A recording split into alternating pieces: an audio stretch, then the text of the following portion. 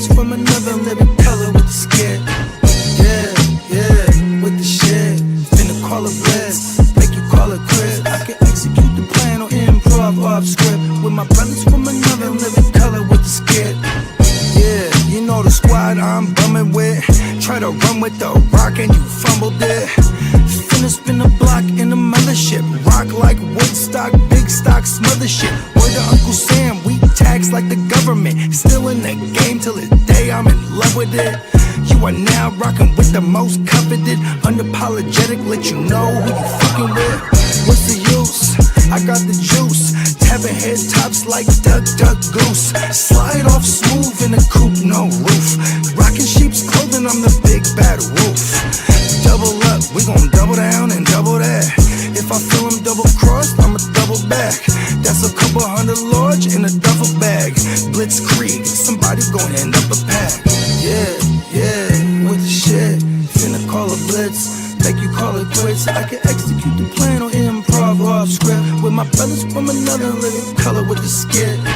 Yeah, with the shit. Finna call a blitz, make you call it quits. I can execute the plan or improv off script with my brothers from another living color with the skit. Yeah, you half steppers can't fuck with this. I'm with the big steppers and we stumping shit. Ice grill, you can feel the momentum shift. Alpha and the Omega, I'm the Genesis. Real savage, go getter. Yeah, I'm getting it. School of hard knock, I'm the mascot.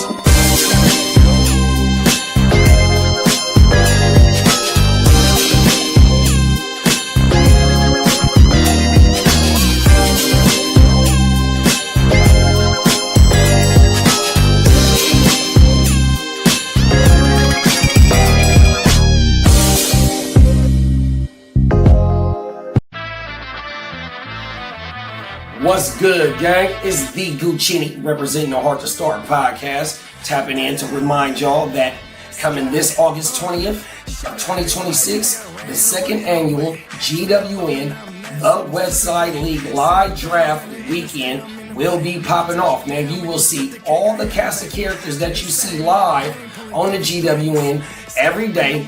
You'll see a lot of people that's in the chat every day on the stream, and then you'll see some of your favorite content creators that you've seen us make content with in this conglomerate that we call the GWN 100%. So what you need to do is go ahead and like and subscribe wherever you found us at, and if you screenshot that you subscribe, we are giving away multiple giveaways during the live draft. 100%. We will be running our regular scheduling program.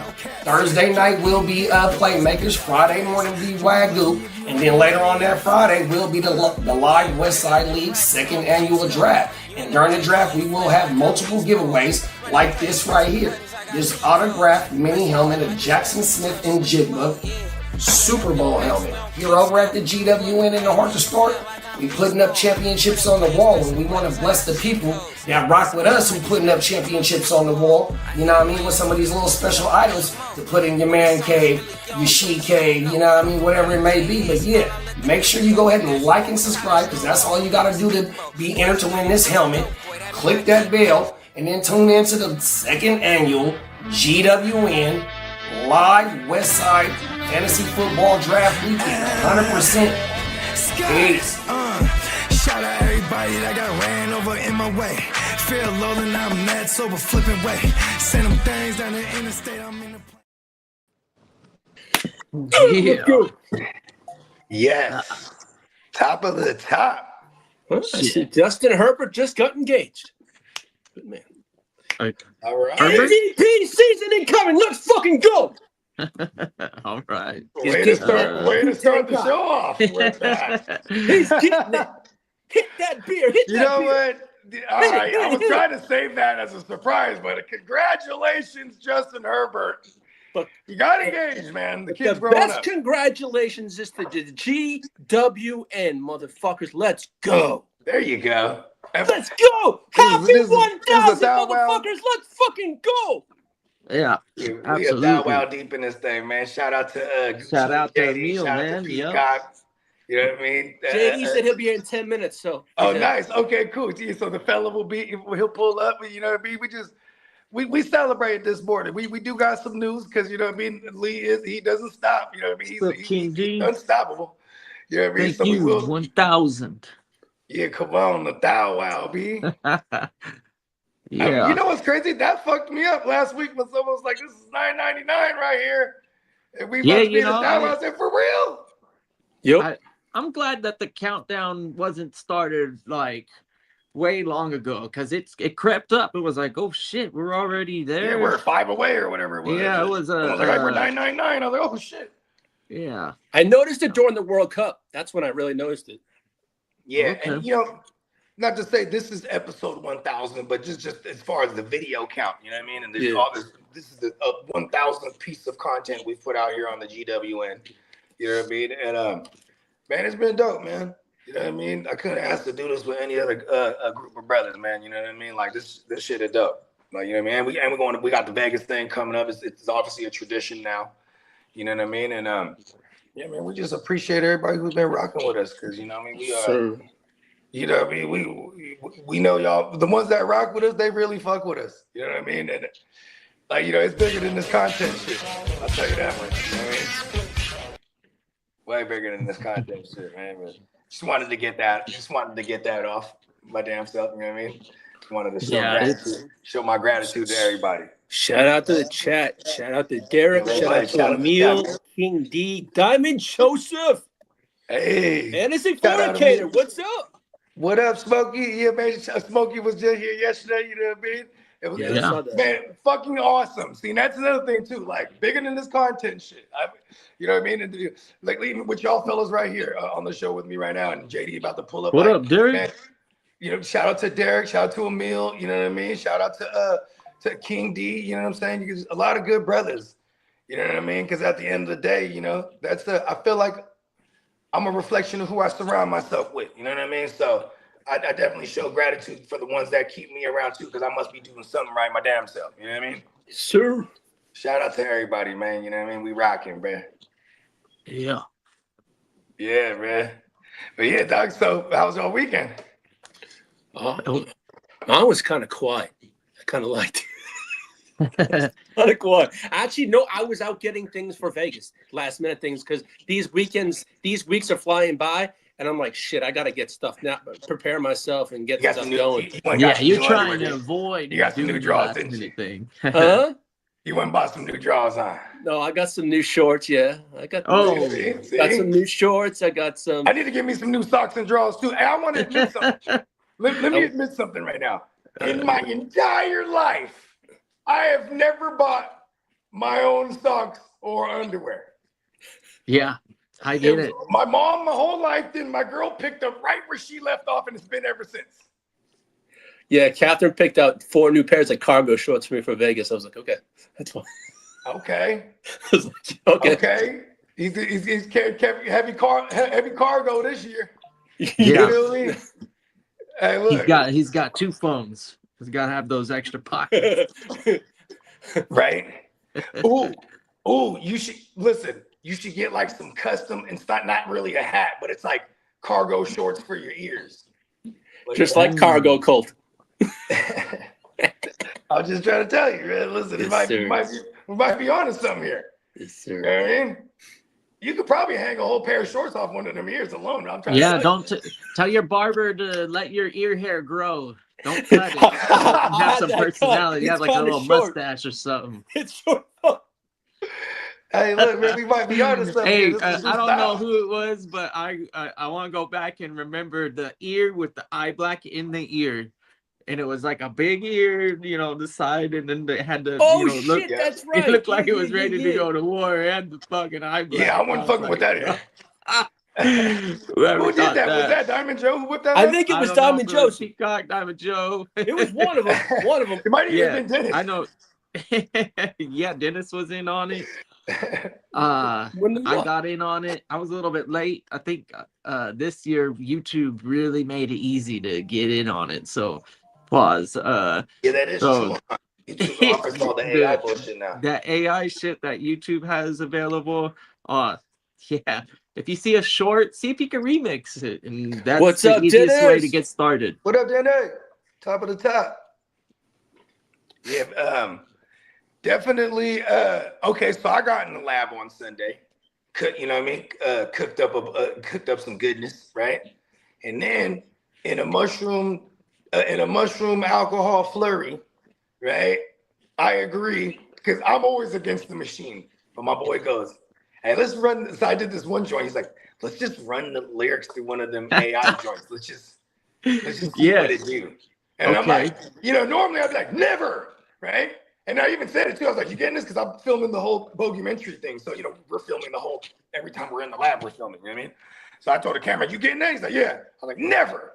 And then he was like, come on, bro. And I was like, all right, fuck it, let's see it. You know what I mean? I just, out of nowhere, I was like, you know what? I'm not going to resist it. Let's just see what it do. And that shit made me feel defeated for a second. I was like, damn, AI is so crazy. It took all my lyrics and it turned it into like a dance fusion fucking explosion. And Oh, that shit wow. was hella tight.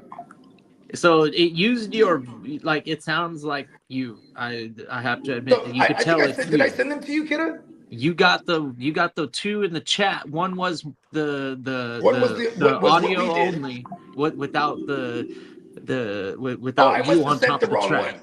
I must You have were sent on the you were instrumental. on the very last one. Oh yeah, okay. So I On meant the to send very that one last first. one, you had your voice on the track. Yeah, my vocals was on there. Yeah. Yeah. So I take my vocals, ran it through one of them AI generators, or my boy did, and then it shot out the other track.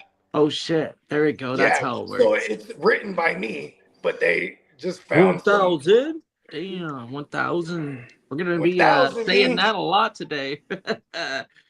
wow. Yeah. Man, Right? You know, I'm rolling up for the wow. yeah, I'm celebrating with the good old fashioned PBR. Nice. Has it been hella hot working the nights this time of year? I can't complain. Most people would Would it be like 50? give anything if they're in extreme climates. What I have to deal with it's not bad. Right? It's everything that you would imagine Southern California to be. Is this, it's not that bad. We can complain. Californians will Well, make a because you don't big work stink. during the day. You know, you're Right. graveyard Yeah, guy, so that's it's like another perfect. benefit. Yeah. Yeah. I think right around 90 has been the high, which is still early because it doesn't usually get hot in this area till like August. September. Oh, word. Yeah, it's nasty here in August. Yeah.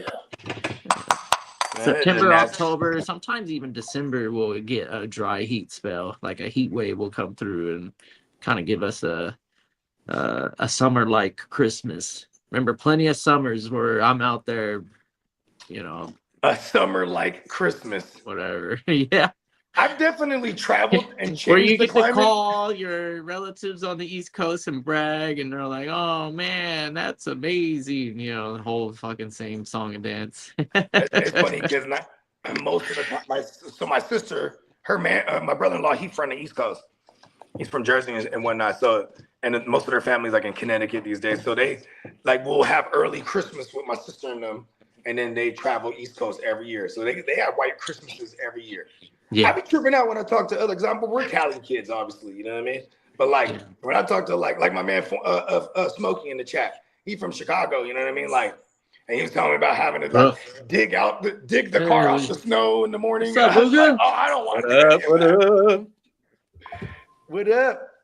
But you know what I'm talking about? I mean, you've been through Chicago too, right, Kitteh? You ever been there during the wintertime? I've been there for multiple weeks during the wintertime, and that's all I needed. No, I never moved there. It's not. That's not even. It's not an option. Who was it? Your baby? It was your baby mom's fam that was out there, or something like that. Yeah. Oh, okay. Yeah, exactly. Chicago. Yeah. So the city though is outside of when San Francisco is on its game, it's the best city in the United States. I've never been to New York City, and then Chicago is my second favorite. Oh, New York is nice, kid. But I will tell you, Frisco is the shit. Like Frisco. Yeah, when it's actively the like a healthy, clean, happening place. Yeah, because there's a little wild there. Place. There's some areas you walk around, you gotta watch for them bums because they're just walking around holding a syringe out. Yeah, it's pretty What is bad. that? Loaded. Dog. You gotta look out for these motherfuckers. Definitely not safe to not pay attention to where you're walking. You know, like everywhere you step on like actual human shit. Actually, like, shit is everywhere. Like there's certain places in the city that's just. But you know what's crazy is when they had like I think they had like the Chinese ambassador or something. Like, he came into town and then they cleaned up like all of a sudden the mayor of Frisco like cleaned out a bunch of the bums and whatnot. But I was like, no, how come you don't just do this on the regular? Because they all eventually came back too. You know what I mean? There's only so long you can ship them off. They'll come back. It's like the weather outside in the Bay Area. You go out, you look outside, homeless is like the weather. You look outside, it's really homeless out there. It's really coming down. It's weird to say, like it's but cloudy or we all know that there's plenty of homeless that ain't trying to not be homeless, and they would love a compound. And there's some serious talk of creating compounds. JD always brings up how Newsom, he raised like $1 billion for the shack life. JD always talks about this, bro. Like Newsom raised like $1 billion or something like that. Some crazy amount, and for the homeless, and where the fuck they still out there in the motherfucker? You know what I mean? It's almost like we'll have to still police them, and they'll be a part of society and governance. But in their compound, like nobody's gonna go through their stuff, bother them, and make hopefully they fucking take care of their compound. But I doubt it. That's the whole reason why they choose to stay the way they are, because the drugs is keeping them active. And then a lot of times, 9 times out of 10, drugs will lead to mental health. And then so you got the combination of being homeless, addicted to drugs, and you have mental health that's undiagnosed, and you're out there in the wild. You know what I mean? Like, it's very sad. My girl worked in mental. She works in mental health still to this day. She's a nurse, but like, so she actually, because of her line of work, it kind of made me feel. I grew more sympathetic to them because I didn't.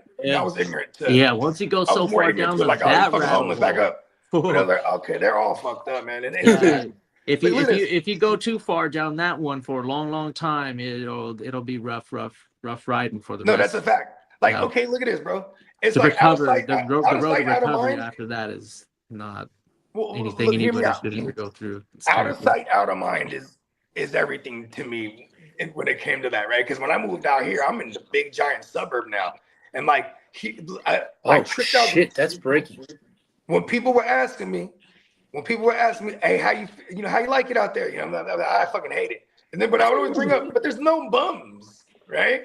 And like. My boy that's living out here, he brought up that they stopped doing in this city some time ago. They stopped doing public transportation on this side, on like this all the new development. There's no buses that come through here. There's a train, but it's only a cargo train. So there's no train station where people can get off. So it helps contribute to the bums not getting here. And you'll still see some bums here and there, and I feel bad for them too because they'll be like alone. They won't, you won't see like an encampment or whatever, you know what I mean? Because that's what I'm used to seeing. Not all ganged up. Side of the road, right? So you just see them, and they're walking out there. It's like 100 degrees. They're hella slow, and they're like literally hunched over, and like, oh, they got it bad out here. You know what I mean? Lee, you got breaking news, I could tell. Yeah, Baker Mayfield, fellas. He's got the bag. Extension is over. He's gonna be a free agent. He's playing out the year. Oh wow.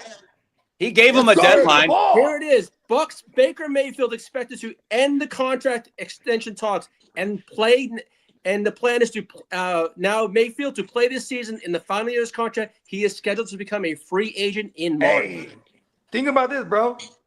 You got the Vikings. You got, the Jets, right? You got all these teams next year. Could have been the Rams. Could be let's say Stafford and them win the Super Bowl. He goes, I'm going off into retirement into the sunset. They will bring in Baker, who played under Liam Cohen, who was a product of Sean McVay. You know what I mean? I actually put Dak in that same conversation too. What I mean? Say Jerry would hell pay that. We're just gonna bite the bullet and call that a miss. Okay, because we're not missing out on these free agent quarterbacks if we're the Rams. It's just doesn't make any sense. Yeah, it's like whoever they end up with, we want that person in fantasy. You know what I mean? McVay's very aggressive. And I don't know about this kid, Ty Simpson. They did draft him in the first round, but that means they have 5 years to see what to do with him. You know what I mean? It's like, no. You know what I mean? Too, for sure. I like Baker Mayfield. He set a deadline for them. I didn't know the exact date. I knew it was in late July. And he said, if we haven't figured out by then I'm playing out the year. And I don't know about y'all, but when he held his word. I respect that shit. Hey, Dennis said, could Cleveland go for Baker again? That would be an interesting place. It depends on, the attitude that Cleveland possesses. Because I don't know if they're ready to, because I think they're still in total rebuild. They're like, quarterback of the future does sound great right now. Young quarterback, super cheap contract, get a bunch of other players that can support the young guy. That's more of Cleveland's route. Wait, hold on. Wait a second here. So you mean to tell me they're going to give Baker the keys back to the stadium? Unless the two receivers that they acquired in the draft turn out to be. Commercial? Hey, I guess they did do some work on this last draft. He was sweeping the fucking stadium steps. Right? That was there was two. There was funny to me, dog. There was definitely a multitude. There'll be suitors for Baker Mayfield. This is going to be a line. Okay. It's going to be at least 6 or 7 teams deep. Pause on that one. And then depending on his, what kind of run he takes the team on. If he takes, Tampa on a deep run this year, then they would be inclined to give him the bread, I would imagine. Because it's like, what are they going to do? Do just well enough that they're going to hope a QB falls to them in the 20s next year? You know what I mean? Yeah, but all right. Here's a neat. What would you rather have if you were a general manager and coach? A Jalen Hurts or a Baker Mayfield? I'd go Baker Mayfield. Give me Baker. Oh. Yeah, I mean, here's the thing: is like I think Jalen Hurts, the system that he's been in, doesn't allow him to shine as much as he probably could. Like, you know what I mean? Like Jalen, he's never won over 5. I think he's only won over 500 pass attempts once in his career. You know what I mean? They're definitely a run first team. They're so much predicated on their defense. Baker looks like a nice passer at times, and then there's Jalen Hurts where maybe you can, you're going to have to really dig for a nice Jalen Hurts, okay, this was all Jalen Hurts right here. I mean, they literally invented a signature move. The tush push, like even as a quarterback, it was very effective. And like he probably has like 30. How many tush push touchdowns do you think he got? Like 20 something? For fantasy, it was awesome. We definitely for sure. He's top 5 quarterback in fantasy. Yeah, like he's about to run with them when they're down there. They're about to tush push his way up in there. Pause. Yeah, they might go back to that, right, Bogey? I wouldn't be surprised to see them actually try and get better at that, because the league started doing it, and then they started becoming less successful with it and got away from it. Shit, Jason Peters, or what's his name? Jason Kelsey retired, and you definitely saw. I mean, he was the nose of that fucking. Maybe they figured it out and they try and implement a 2.0 version. Yeah, we get another quarterback sneak. Once Josh Allen and them started doing it, it was like no fair as I can, because he's a giant too. You know what I mean? Oh yeah. I like Jalen Hurts. I just like Baker better. Me too. I just like, because Baker's just he's the rooster, man. You got these out there. He's strutting his stuff. He got his chest out. He's talking a gang of shit. He's headbutting fools. You know what I mean? Like, I fuck with that type of shit. Same. Jalen's a perfect example. His daddy was a coach. Oh yeah. You know what I mean? Like, this is just a very disciplined kid. You know what I mean? I like Baker. He got a little wild side to him. He's willing to bet on himself too. You know what I mean? Like, look, fuck y'all. I told y'all July.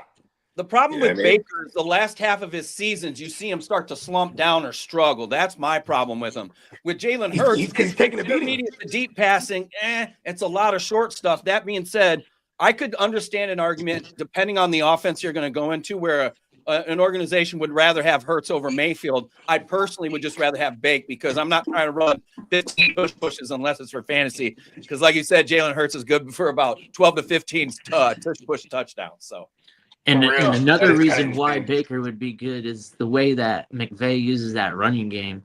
When Baker has Bucky Irving available this season, I think we're gonna see a better Baker. This year is gonna reflect more along his traditional numbers when he broke out. You know, he's broken out.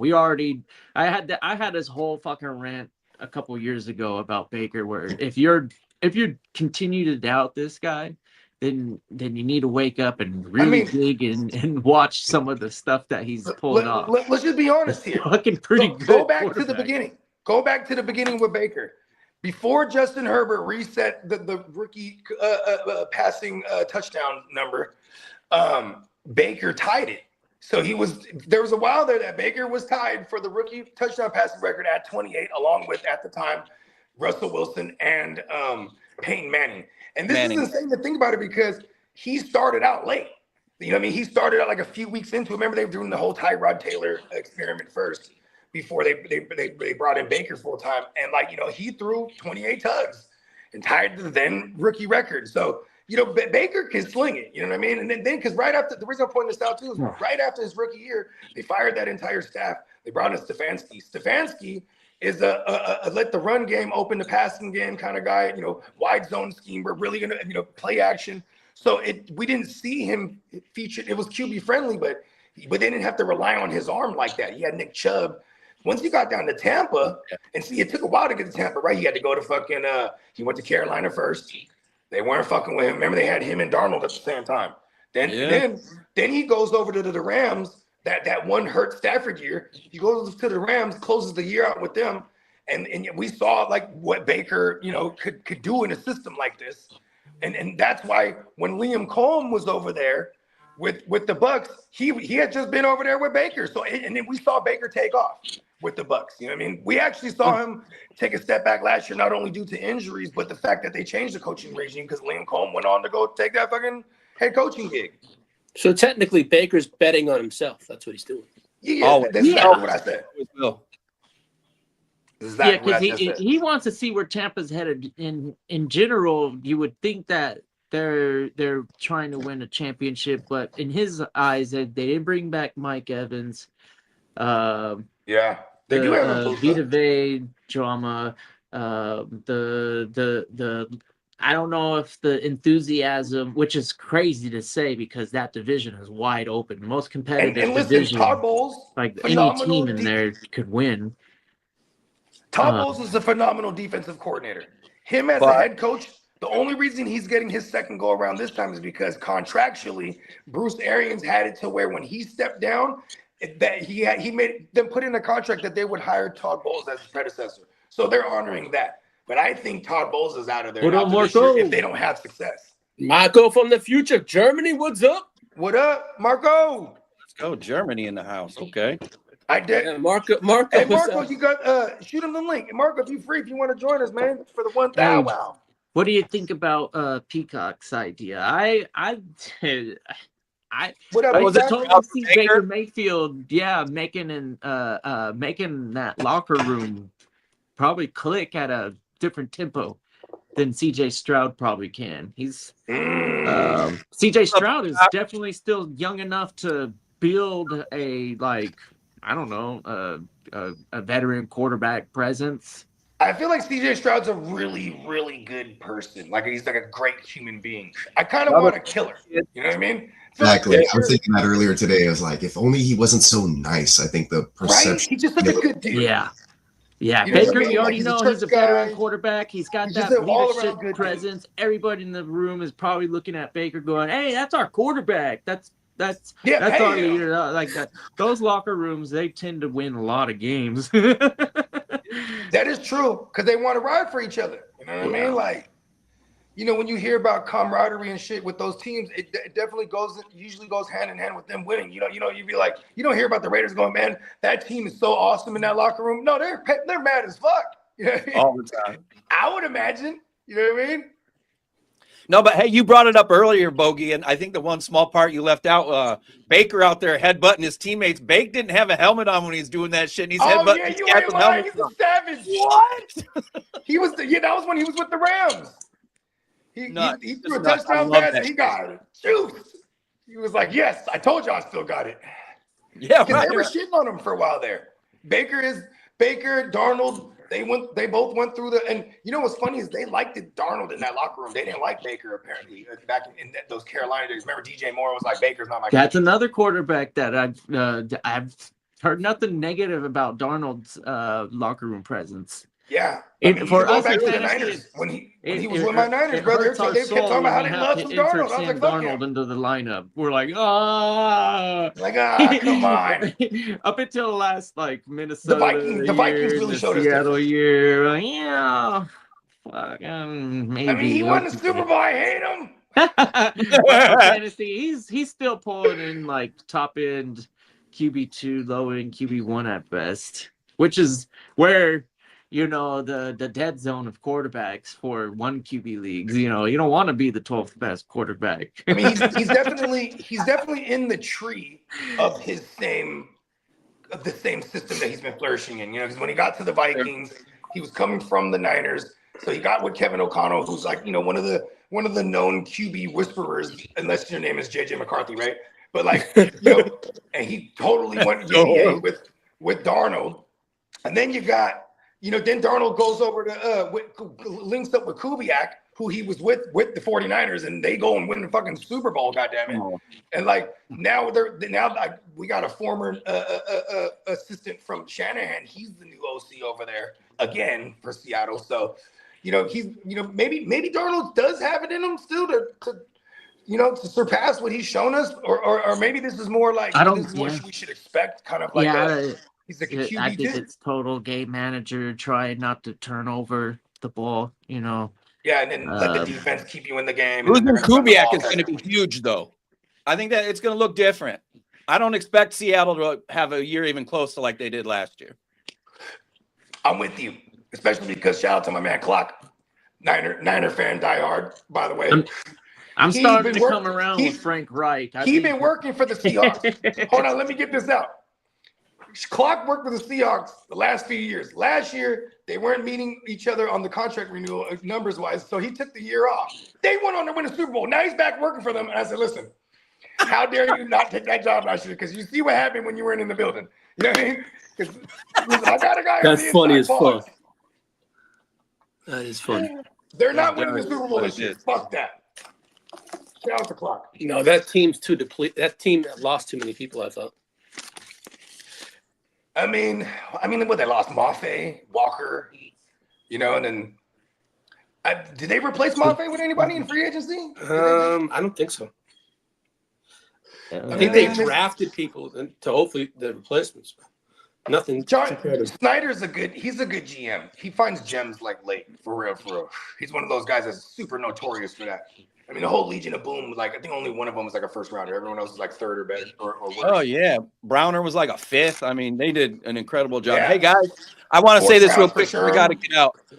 Congratulations, 1,000 episodes. That's insane. I don't know how many I've done, but not with this show that I'm on now. That's a huge feat. I hope y'all are celebrating all day and all night long. Wow. Be safe. Don't do anything I wouldn't have done before. Water with lemon now, boys. Thank you so much for everything you guys do for me. Thanks for having me on the show. I'm out now. And I'll tap into you later. Booga Peters, everybody. Yeah, Booga. Peace. Yeah, man. Lee, let him know. Remind him, Lee, where to catch you on Tuesday with him. Yeah. On the Bolt Blitz Uncut tonight, about 6:00 Eastern time. Oh, that's right. Today is Tuesday. And then after that, I go right to Stay Tuned. It's Toxic Tuesday tonight. Well, Scout, I might pull up. Sure. Depends. Got some things to handle later on today. But yeah, man, you know what I mean? Appreciate shout out to our man Puka Peters once again. Pull it up, you know what I mean? Always a pleasure rocking with Brett. You know what I mean? Dude's awesome. I hope he can swing Vegas. That'd be dope. You know what I mean? Yeah. Yeah. Da2156. YouTube changed the username thing. Go ahead. They changed it again, even. Yeah. I don't recognize Za2156. Man, shout out to Za though, man. You know what I mean? I would imagine it's for that Zaza. You know what I mean? He's yo football's Beck. Glad to hear y'all voices. Let's go, man. Shout out to Za, man. Yeah. You know what I mean, maybe he got YouTube sometimes do that. Like, remember before, like all of a sudden it was showing everybody like real government names out. But like, what's going on? But yeah, man, shout out to Za, man. Appreciate you pulling up. You know, we back. You know, we ain't never left too type of shit. You know what I mean? For real. Derek remembers Za. Yeah, man. Shout out to Za. You know what I mean? That's for that Zaza. You know what I mean? Speaking of Zaza. Herbert got engaged. Yeah, we talked about it. That was like the first thing. He couldn't hold back. Hey, I'm the most He's like, close oh my we goodness, were 1 second on the show. Super Bowl. Oh my, what? CMC's about to have a baby. A second one. Where's that baby swag? There you go. That's the fucking Super Bowl. I really believe in these things. These intangible things are dope. Like, if I was Lad McConkey every day, I'd be like, all right, bro. Hey, I want you to throw me a touchdown pass. You can do for your wife, bro, your fiance. You know what I mean? I would use every bit of that to motivate him.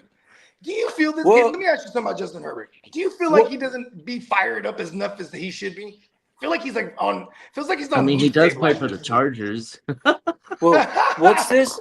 I'm just saying, like, you know what I mean? Like he's really just locked in. You know what I mean? He's like a stone cold killer versus like, you know, really getting fired up.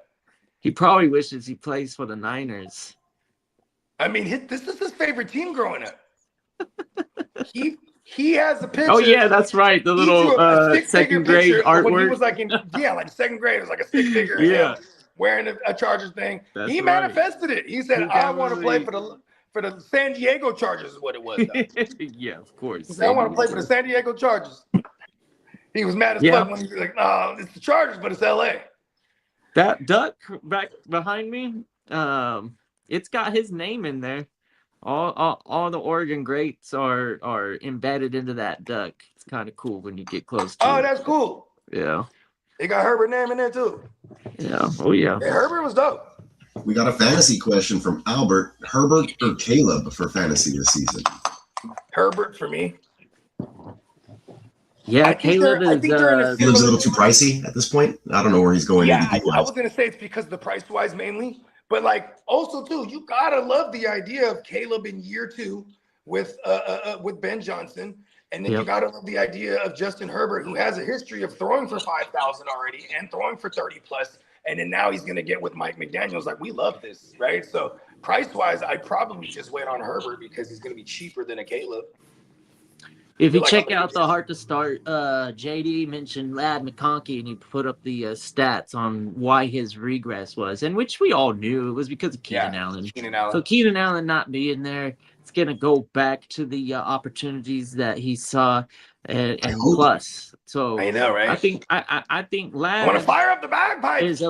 Is a lot more, I guess. Bankable on being a true WR1 than anybody over in Chicago right now. Which, not saying that they don't have anybody. I'm just saying I'm banking on Lad easier than I can with Burden or Odunze right now, just because of I've seen what Lad can do with Herbert when he's his favorite target, and it's fucking pretty good. Yeah, and I want more of that. They're gonna run enough that like it's gonna definitely open up for the passing game. Like, they want to make sure gonna be a big difference maker. Yeah, they want to make sure that you cannot just drop everyone back. You're gonna have to cross your fingers. He's truly healthy. Too. Justin Herbert got legs on him too. Pause. Like, they're gonna have to account for that because he will be utilized here and there. They're gonna have him in the mix here. Like I like. Yeah, he Justin got Herbert. about 790. Was it 791 last year on the ground? He's definitely capable of taking the chunk yardage when it's given to In him. Hamptons. But that's just the way that the defense probably stacks up against the Chargers when I don't know. If the Chargers are still doing their thing, they're in close games and they're probably Okay, how doing about this? something at the end of the I game. feel like Justin Herbert is a tier jumper here, where we're drafting him this year, and then Caleb, where we're drafting him, we need him to finish there. You know what I mean? So it's like Caleb seems a little too pricey for me, but and then not to mention they are the second most runningest team. Like, okay, shout out to my man Smokey. He was here yesterday. He really loved it. Obviously, he's a Bears fan. For those that don't know. And I said, realistically, how you feel about Caleb? He's, I love him. I said, is he going for 4,000? He said, yes. Because that's one thing too. Is like, this okay, season? as a pastor, my pastor in fantasy, if I can get 4,000 as a floor, that seems that's like great. That was something I automatically looking for. And just historically, we haven't had a 4,000-yard passer in Chicago yet. But I mean, I am confident he's going to be the first. All right, Bakes has a question. He says Sam Darnold or Brock Purdy in Dynasty and Redraft? Question mark. Brock Purdy all day. I'm gonna go Brock Purdy. I've seen Brock do it routinely. I mean, and let's not to say that like Darnold was good. He had big blow up games, but he also like on a per game, his floor isn't the greatest, right? Last year, I think what was it? JD was breaking it down on one of his joints through like 20-something passing. I think through 25 passing tugs and like 12 picks. Like that ratio is terrible. You know what I mean? The only thing Darnold has an advantage at is being available, which is sometimes the best thing. It's like his availability.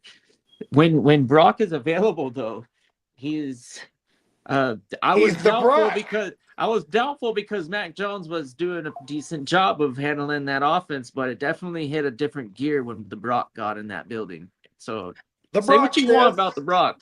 He's the tier jumper from Mac Jones, who was a first rounder. And we still do have a looking to get fantasy paid question in the NFL. Fantasy question He's from a lot Za, better than him. Za 21. What up, Za? I have Caleb, Dak, and Knicks.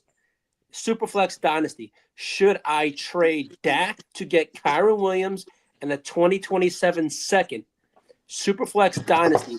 My running backs are Breece Hall, Rico, JCM, Mason, and Price. I'm not in a trying lot to of trade ways, I'd Dak. rather have Dak than Bo. But Bo, I feel like you can net you a first round along with Kyron, because honestly, in a Superflex Dynasty, I'm trying to sell these QBs as you should. You know what I'm saying? Like, how should you do it? By getting at least the first round in return, because these are the rarest commodities in a dynasty. Superflex QBs are. You know what I mean? So, Kyron in the second, that sounds cool, but Dak's probably going to be good for another 3 years at minimum. And then we got a running back who, running backs have clocks on them. So, yeah, don't let his hairline fool you. That guy is nowhere near like on Give his me a last first legs. in Kyron and I'll sell Dak or Bo. That's how I feel. That second is cool. Give me a Even first. Derek says, hell no, you keep Dak. Yeah, that's Cowboys fans. So Cowboys fans, they know what they've got at quarterback with Dak, and they're not willing to see what else is out there because quarterback's playing at a really high problem. level. The right now. Eagles just signed Jalen Carter. Been a mess in the playoffs. Wow. Okay. for Good whatever shit. reason. He got holy shit, Carter to a 4-year, $152 million extension, up to $106 million in guarantees. They got him and Jordan Davis are the highest two, I think, at the D tackle position now. They got both of them on the same team. But going back to what I was saying, Dak is the best fantasy-wise out of all three of them. Even though he's 31 or turning 32, whatever it is, he's in his prime right now. Like, he's shredding. Yeah. He is shredding, and he has Lamb and Pickens. So these are things. These are points that you could. These are things you could point out to the buyer. Like, hey, look, Dak is about to go crazy, bro. I need Kyron in the first. You know what I mean? Your run game ain't even that bad, honestly. Especially if you only need 2 running backs, you got 3 usable ones. That QB might be more valuable later on down the road. One of those 3. You know what I mean? I mean, obviously he's thinking about keeping Caleb and Bo because of the youth. So, but still though, when it comes to a commodity, the rare commodities is QB in a Superflex dynasty. So you sell them for you need at least net a first back with Kyron. Yeah, Kyron is on that like approaching Chase Brown or Kyron? Chase Brown or Kyron? Chase Brown. Right? See, that's how I'm feeling too. I feel like Kyron, the existence of Blake Corum and the way they've been using him as well. And even though Kyron's paid, it's they want to go the distance. They got to the NFC title game last year. They're trying to go the distance. That involves preserving Kyron as much as possible, who is your paid running back, and then you have Blake Corum to help with the workload to preserve him. You know what I mean? So there's things that I immediately think about where I'm like, that second round is just not enough. You know what I mean? Yeah, I anticipate Blake Corum getting a fair share of work, and when Chase Brown, when he's not like Chase Brown's getting injured, all of it theoretically. Yeah, we have no reason to not think that he's not going to be the 3-down back over there. You feel me? And so like that might even be someone I'll target, but obviously the person he's talking to needs a QB, and you should leverage that against them. You know what I mean?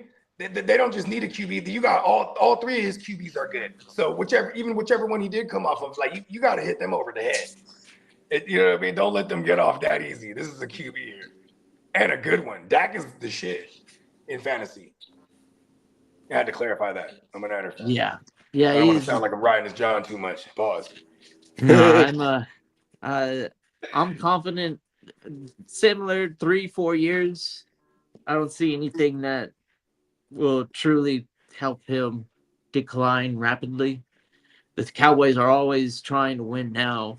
He has the best tandem at receiver right now. Correct. Yeah, CD's. It's better than I like Chase better than both those guys, but Chase and Higgins, I still think down there in Dallas they have the best tandem at receiver right now. Yeah, and the numbers support it when you break it down. There's a little tentative likeness on if they're gonna be one eats and the other one gets like a dud type of situation, but I don't think so. I think the ball's gonna be thrown around. If there was a way I could do it, I'll crazy. have both of them. And I still you could always even know that Fergie's still gonna get his work. And I mean that's the way Dak operates. With both of those guys on the field, it's gonna open it up for Fergie again. Yeah, red zone for sure. Yeah, Dak loves those seam routes, and Fergie's just gonna be wide open. Why not? Hey, before the existence of George Pickens, there, his most targeted position, his second most targeted position every season is the tight end.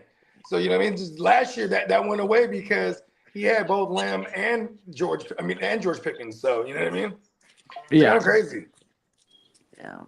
Yeah, we like Pickens. I'm confident as a Pickens owner in a few places. I'd consider him in the WR10 and WR12 range in drafts right now. Like that's not very difficult for me to pull the trigger somewhere around there. The only thing that holds him back is I hate fantasy football at this moment. Or like ever since they added the week 17 and created a week 14 bye week. Yeah. That's really fucking pissing me off. I don't really appreciate that. Who got week? Come on, we do got the schedules. Who got the bye weeks on week 14 this year? Dallas has got week 14 bye. Wow, the Niners had it last year, where it was like we were just so dead. It was like, yes, bye week finally. Yeah. Fantasy, we don't like that, man. That's playoffs. I mean, shit, that's the day before. It's the last week before the playoffs. Yeah, I think it is. Yeah. You know, that sucks a lot. Dude, if you have a 8 team or 10 team, 2 teams get a bye and then 8 go in there. That's a 10 team. Yeah, that would be the only way that you could have. So, yeah, but still, it may not be as critical as the first week of playoffs. Like I give you that. Hey, Bogey, I messed Derek that one up. says But the we week need Bogey before, to repeat what he said about if Dallas. you're trying to fight to get into the playoffs, that I week 14. said, I'll proudly repeat what I said. I said, I like Jamar Chase better than those two receivers in Dallas, but Jamar Chase and Higgins to me is still not better than the combination of Lamb and Pickens, bro. Like that's a nasty combo. Hey, I like Higgins, but Higgins is not as Higgins. Like how many games has this motherfucker played? You know what I mean? If maybe we get a whole season of Higgins and he breaks out again, but Higgins has just been like a kind of like a touchdown vulture. Yeah, he had double-digit touchdowns last year, but. I mean, like with those two receivers in Dallas being healthy, Dak can throw over 40 easily this year. You know what I mean? Unless they just run so well with Javonte, you know what I mean? Which I also kind of expect too. Not kind of, I fully expect.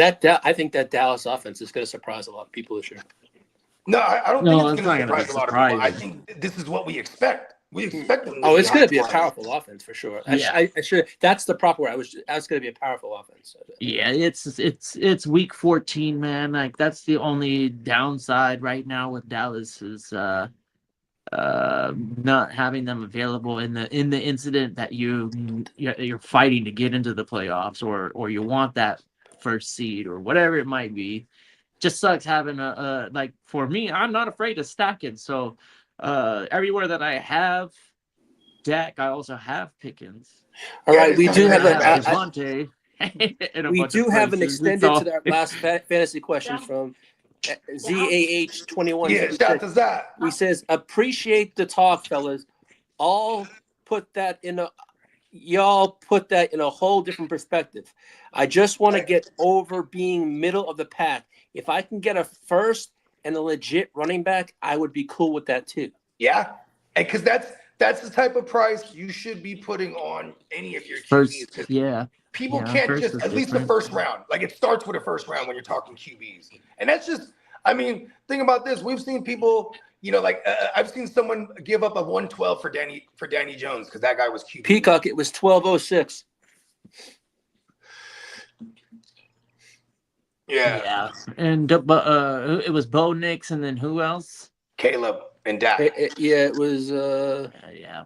In a lot of ways, I would see what you could move off of Caleb. Maybe you can get a Super Bowl. Yeah, you might be able to get multiple picks and a high-end player. You know what I'm usually doing too? And he's probably only going to throw it like 30, 35 times. I tend to believe Rico's going to be the guy in that backfield too. So when you look at, he has Brees and Rico and whoever else he had mentioned, I forget, there you get another one. But you know what I mean? I'm okay with just rolling out that crew and even going after a receiver. Fuck Kyron. If I can get a receiver in the first, you know what I mean? Because receivers in Dynasty, they just tend to last longer. Yeah. It's just like that. You know what I mean? It's just they have a longer shelf life. They're more secure with their jobs 9 times out of 10. So I'd rather have a high. And I don't just go for no regular receiver. I'm trying to go for the gusto. Like even we're here with Kyron, I'm like, he probably can go get more. He probably can target higher, but it's it's also the individual that's looking for the QB. This is probably the best he got, I'm assuming. You know what I mean?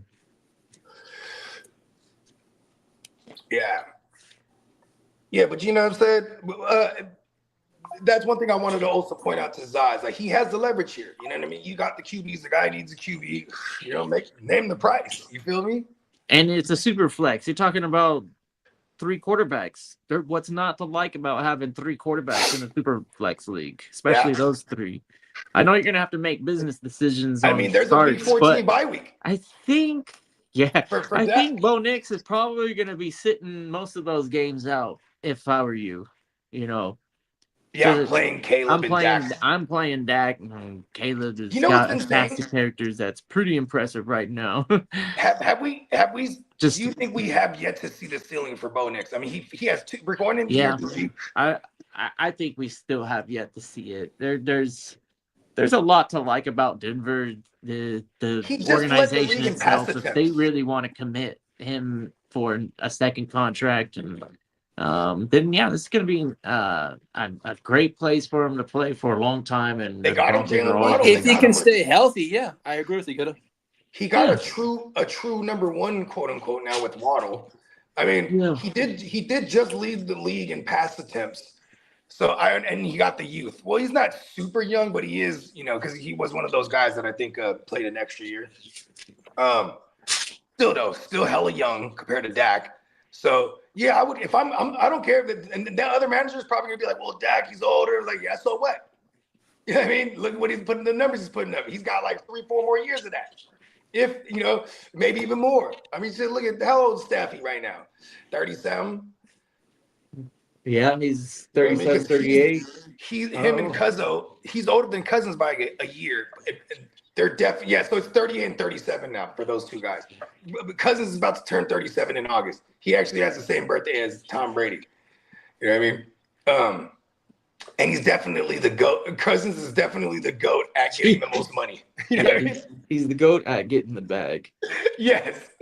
Like, his birthday It says here that you're the 20th best quarterback at best in the NFL. Yeah, but I'm the highest paid ever. Yeah.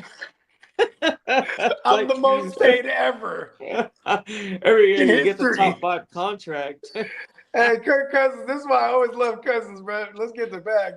The contract that keeps on giving. Right before it really takes the tier break or whatever you want to call it, the pay jump, when the top end money gets to that next level, he's ahead of the game by like a year. He'll get paid a lofty number, but it was just in preparation to get everybody to realize that the market's changing, that a Kirk Cousins $40 million, then definitely we're talking $60 million for Dak or something like that. You know what I mean? I mean, sure. Dak was the first one to take it to 60, if I remember correctly, right? Yeah. Or was it? Yeah, he was. No, I don't know. Mahomes has got a grip of money too, though. Yeah, he just re-upped his 65 or something like that. He's 65 now. Yeah. And so is the Stallion, right? The Stallion's up there. Yeah, it's Josh Allen. Because Josh Allen got a mini extension first. Yeah. He got like a 3-year extension when he had like 2 more years on his existing contract, right? And they were getting him for $39 million at the time. Then Dak jumped up to 45 or whatever it is. Then he jumped up again like a couple years later. And Mahomes all the while was jumping up as well. And then you saw all the $50 million guys come out of nowhere. It was like Kyler, Herbert. It was Tua. Yeah, Herbert and Tua, because they made Kyler wait out to his 5th. Remember that? Yeah. And then they extended Herbert and Tua going into their 4th. You know what I mean? Hella crazy how they just cut Tua, huh? You got it. Yeah, that's a quarterback. That's a lot of dead weight if you're an organization at this moment. I don't think he's going to lead a team to the Super Bowl. But if he transitions to the backup quarterback, then like if he backs up Jalen Hurts, hold on, I can see it now. Yeah, Atlanta. Hold on, hear me out. Or Philadelphia, lefty. Hold on. He backs up. I don't know. Penix, is he good? My bad. He backs up Justin Herbert, or not Justin Herbert, Jalen Hurts, right? Yeah. Jalen Hurts gets to the Super Bowl. He plays so poorly, they bench him at the half. Sound familiar? Tua goes in there and he wins the Super Bowl. That's his only chance. There you go. That's it. You know, that's exactly what happened in Alabama. Yeah. Atlanta. What's up, Kamish? What up, Kamish?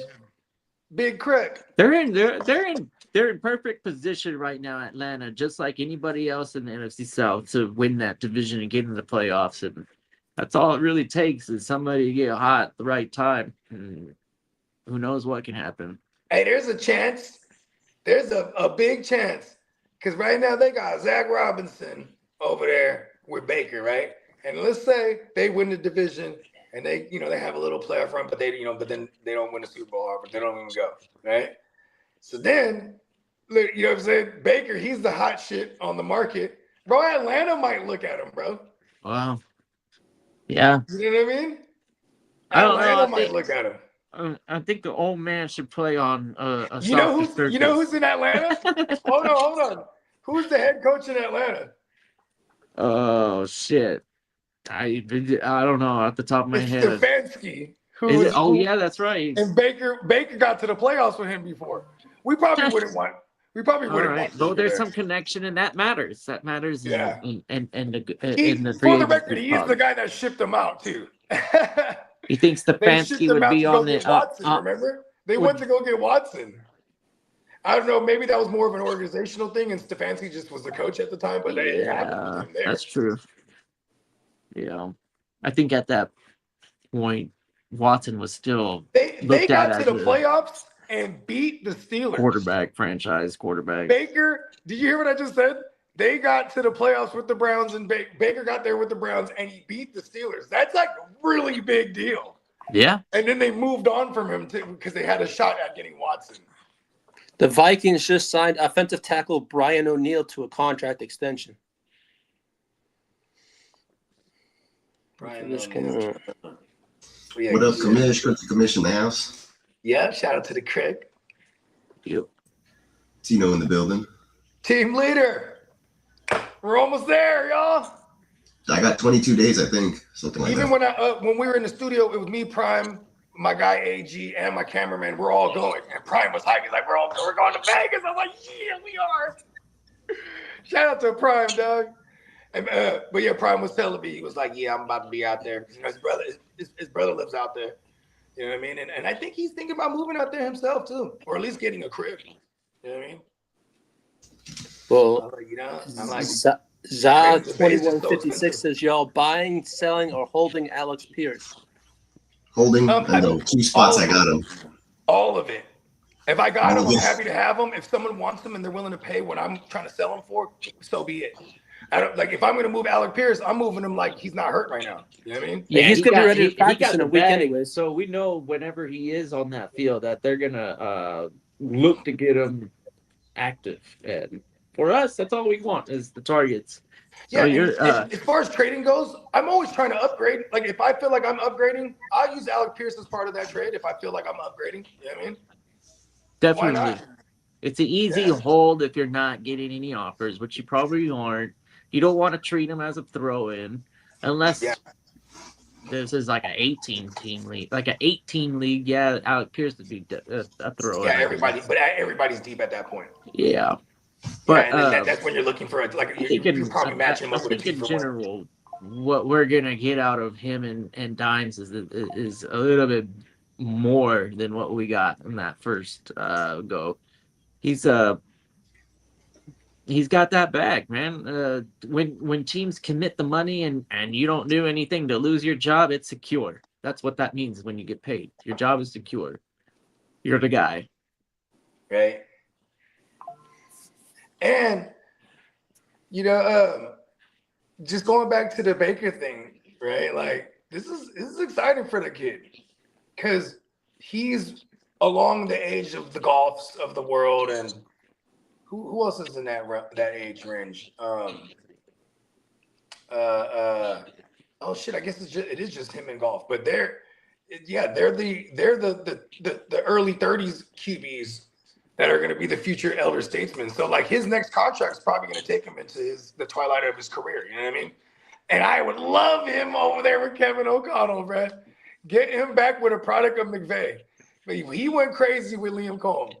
And, them bringing over Zach Robinson, that's another version of this. So he is with a McVay guy now again. So hopefully the run game and everything comes back. You know what I mean? And I'll still say last year they were just hurt. You know what I mean? Like the offensive line up and down it from book end to book end. He would beat up bad.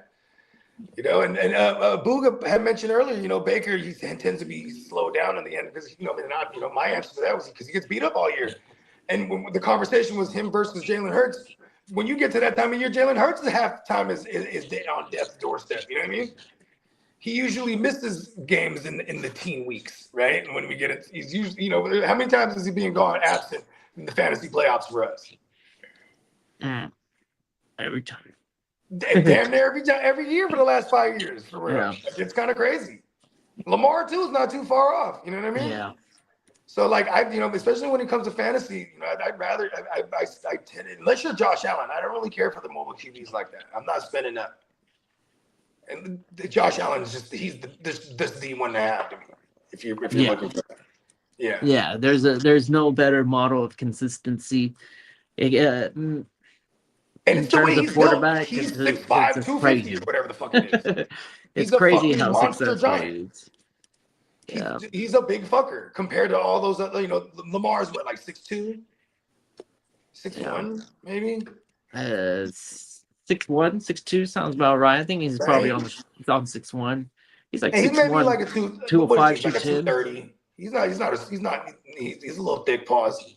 Yeah, he's not but Jalen 230. Hurts, Lamar's the freaking super fast.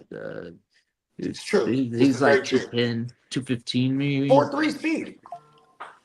Yeah, we're Even if he's down 4.4 these days, shit. Yeah. He could put on some muscle, but I think he has a hard time keeping it on, or the extra weight, because he is so athletic and likes to use his speed, and Part of it is being a little lighter on your feet. Yeah, when you put on some weight, that's one of the first things that starts to you'll noticeably see. Other things will improve, but I think for him, did they say that they're not getting away from running him? I don't think we're done seeing 1,000 yards from Lamar on the ground. Yeah, I can agree with that. I mean, once he started doing it, all of a sudden it became a thing. Justin Fields did it immediately. Yeah, I think there's still a season where he gets that one. There might even be Another a season one that we get a Josh Allen 1,000 too. Yeah, Because just like all Herbert he would need was like 6 or 7 of those 50+ yard breakaway runs. Like Drake May is another one. Drake May, how many rushes last year? Like 450? Yeah. And there's they're not typical. Okay, yeah, we're running actual like quarterback options. They're giving me 25 yards. I'm gonna take it. I mean, shit. That's kind of I never really thought about that. How many rush attempts average you think Josh Allen has again? Like, if we look at like career numbers, right? 6, 7. Yeah, probably like 6, 7, 8 around that range, right? Yeah. And a lot of them's coming down there in the red zone. You know what I mean? He's almost unstoppable, and that's not even tush pushing or nothing. That's just what I mean. Would you rather have Luther Burden or Alec Pierce? I'd rather Luther Burden. Okay. The trajectory of the pass catchers in Chicago is pretty nice with Caleb. Let's just be honest. It's the QBs too. Like, okay, I almost needed to be Danny Dumbass right out the gate. Because he's the better passer, obviously, whoever they got. And then like we probably, it's probably a team that might be holding on in a lot of these games. They're gonna be, they're gonna be in a lot of close games. So I do like Alec Pierce a lot. But not only is he coming off this injury, they're probably gonna run Taylor as long as that works. You know what I mean? That's just how that is over there. They got Warren Taylor. They got some options out there in the passing game. And the running game is always going to be the focal point until Taylor's not healthy. And Luther Burden, he started, obviously with the absence of Odunze, you saw a lot of those targets get distributed. But same thing with the Colts and the Bears. They have the similar thing. The Bears have Loveland. Targets. No, Michael Pittman's a real thing. Like I think he's vacating like 100+ targets. So, you know what I mean? Like that, a lot of that's going to go. It's going to spill off on the Pierce. So I think that's a nice comparison. We know that the Pierce is definitely cheaper. Pierce got the bag, yeah, and I think the hype because of this week 1 availability is questionable. Is brought his temperature down, but when he first signed that big contract, I want to say Alec Pierce was like Burden and Pierce were like right in that same conversation. So I like this. It's a good question. Yeah, I'm gonna go with Pierce just because of the fact that price. He's gotten paid, and Burden still has to compete with get paid. Odunze and we don't know where. I don't know. It depends. I would love the Dallas Cowboys to do one up to the Bengals and sign Pickens for a multi-year deal worth a lot of money, pay 2 receivers a lot of money, and just show the league that we've got enough cap space to do it. And it should be a coordinator's or a general manager's goal to get 2 of those guys in the building. And if it requires getting two expensive guys and actually paying them, not banking on a rookie receiver to be cheap for 2 or 3 years. And they'll be able to tag Dak if they wanted to, too, bro. Like the cap keeps going up like $25 million each year or something. Yeah, ridiculous. and Dak would love that. You know, the year that Dak got hurt, they paid him in that offseason. And then they did. And Jerry Jones, this is how the story goes, allegedly, is that like he felt kind of bad because Dak deserved to get paid. He made him play under the tag. So then he gets hurt under the tag. Then he extends him. But as a show of good faith, he gave him another tag on top of it. So he gave him the second franchise tag kind of as a bonus. You know what I mean? I don't think I've ever seen anyone do that before. Yeah. Jerry's. That was going into the 2021 year. And I want to say they were one of the top seeds. And some of these owners have a lot of money. Denver is one of them. Dallas is the Rams, Seattle. Now Uncle Jerry's got all the money. You won't like it won't be like a terrible move for some of these guys to just upfront all this big lucrative deal, play it like baseball in a sense where they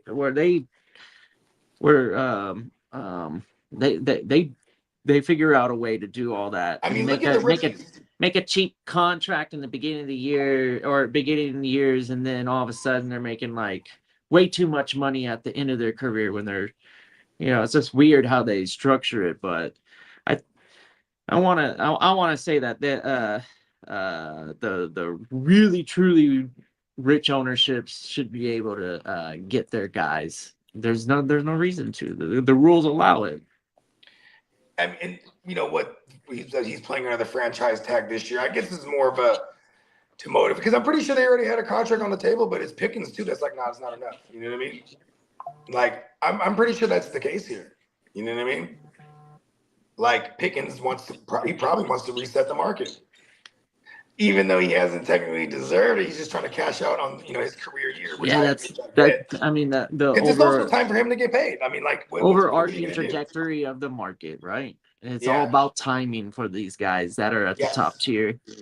That's where we were talking about Kirk Cousins. He was in the tier 2, but he knew when that market was going to get reset. So he signed at not a top tier price, but way so much money that it really said like for the next guy up to be like, hey, if he gets that much money, I need to get like the freaking Dak deal.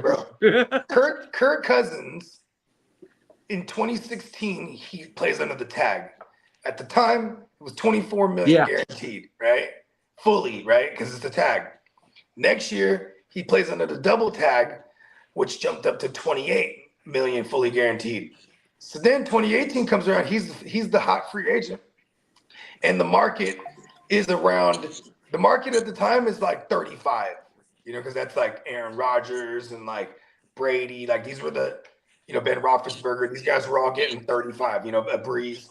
So he's like, at the time, Kirk Cousins is like, okay, I'm gonna go to Minnesota, 3-year deal, $33 million a year, fully guaranteed, right? He plays 2 years into that. He gets him to the playoffs, wins the playoff game. They extend him 1 more year, the same thing. So he ended up, all in all, 4 years, $33 million each year, fully guaranteed. You know what I mean? Like this is why he quickly became the highest paid because he's getting guaranteed money. Yeah. When he actually went to Atlanta, he got a ridiculous contract on paper, but the guarantees, was like a fraction of what it was on paper. You know what I mean? So, he kind of fell to earth as far as like, just market wise, but he was coming off the Achilles. You know what I mean? Even right now with the Raiders, he's getting paid like, it's nothing crazy, but I think he's double dipping too with Atlanta. You know what I mean? All right. We do have a fantasy question here. It's from Sir Danish. And it says, what up, sir? Friend offered CD and Marvin Harrison Jr. for A-Chain and Pickens. No right redraft. PPR. I'm keeping the Pickens side. It's Marvin. Yeah, A-Chain and Pickens. I Yeah, I'll don't just keep like that. Marv. Yeah, I don't want the Marv I'm side. not a Marv side. Yeah. Who's the other guy with Marv? It He has was CD. CD Oh, is CD. Marv, and Yeah, I and mean, CD's not a big enough jump. yeah. Like I just rather. I mean, and yeah, I'm still interested in moving Achan though. Yeah, like I'll move Achan for shit. I'm okay having both CD and George Pickens, bro. I would flip Achan for CD and maybe a pick because I feel like I get away with that, especially if it's a running back needy team. I worry about Achan a little bit, bro.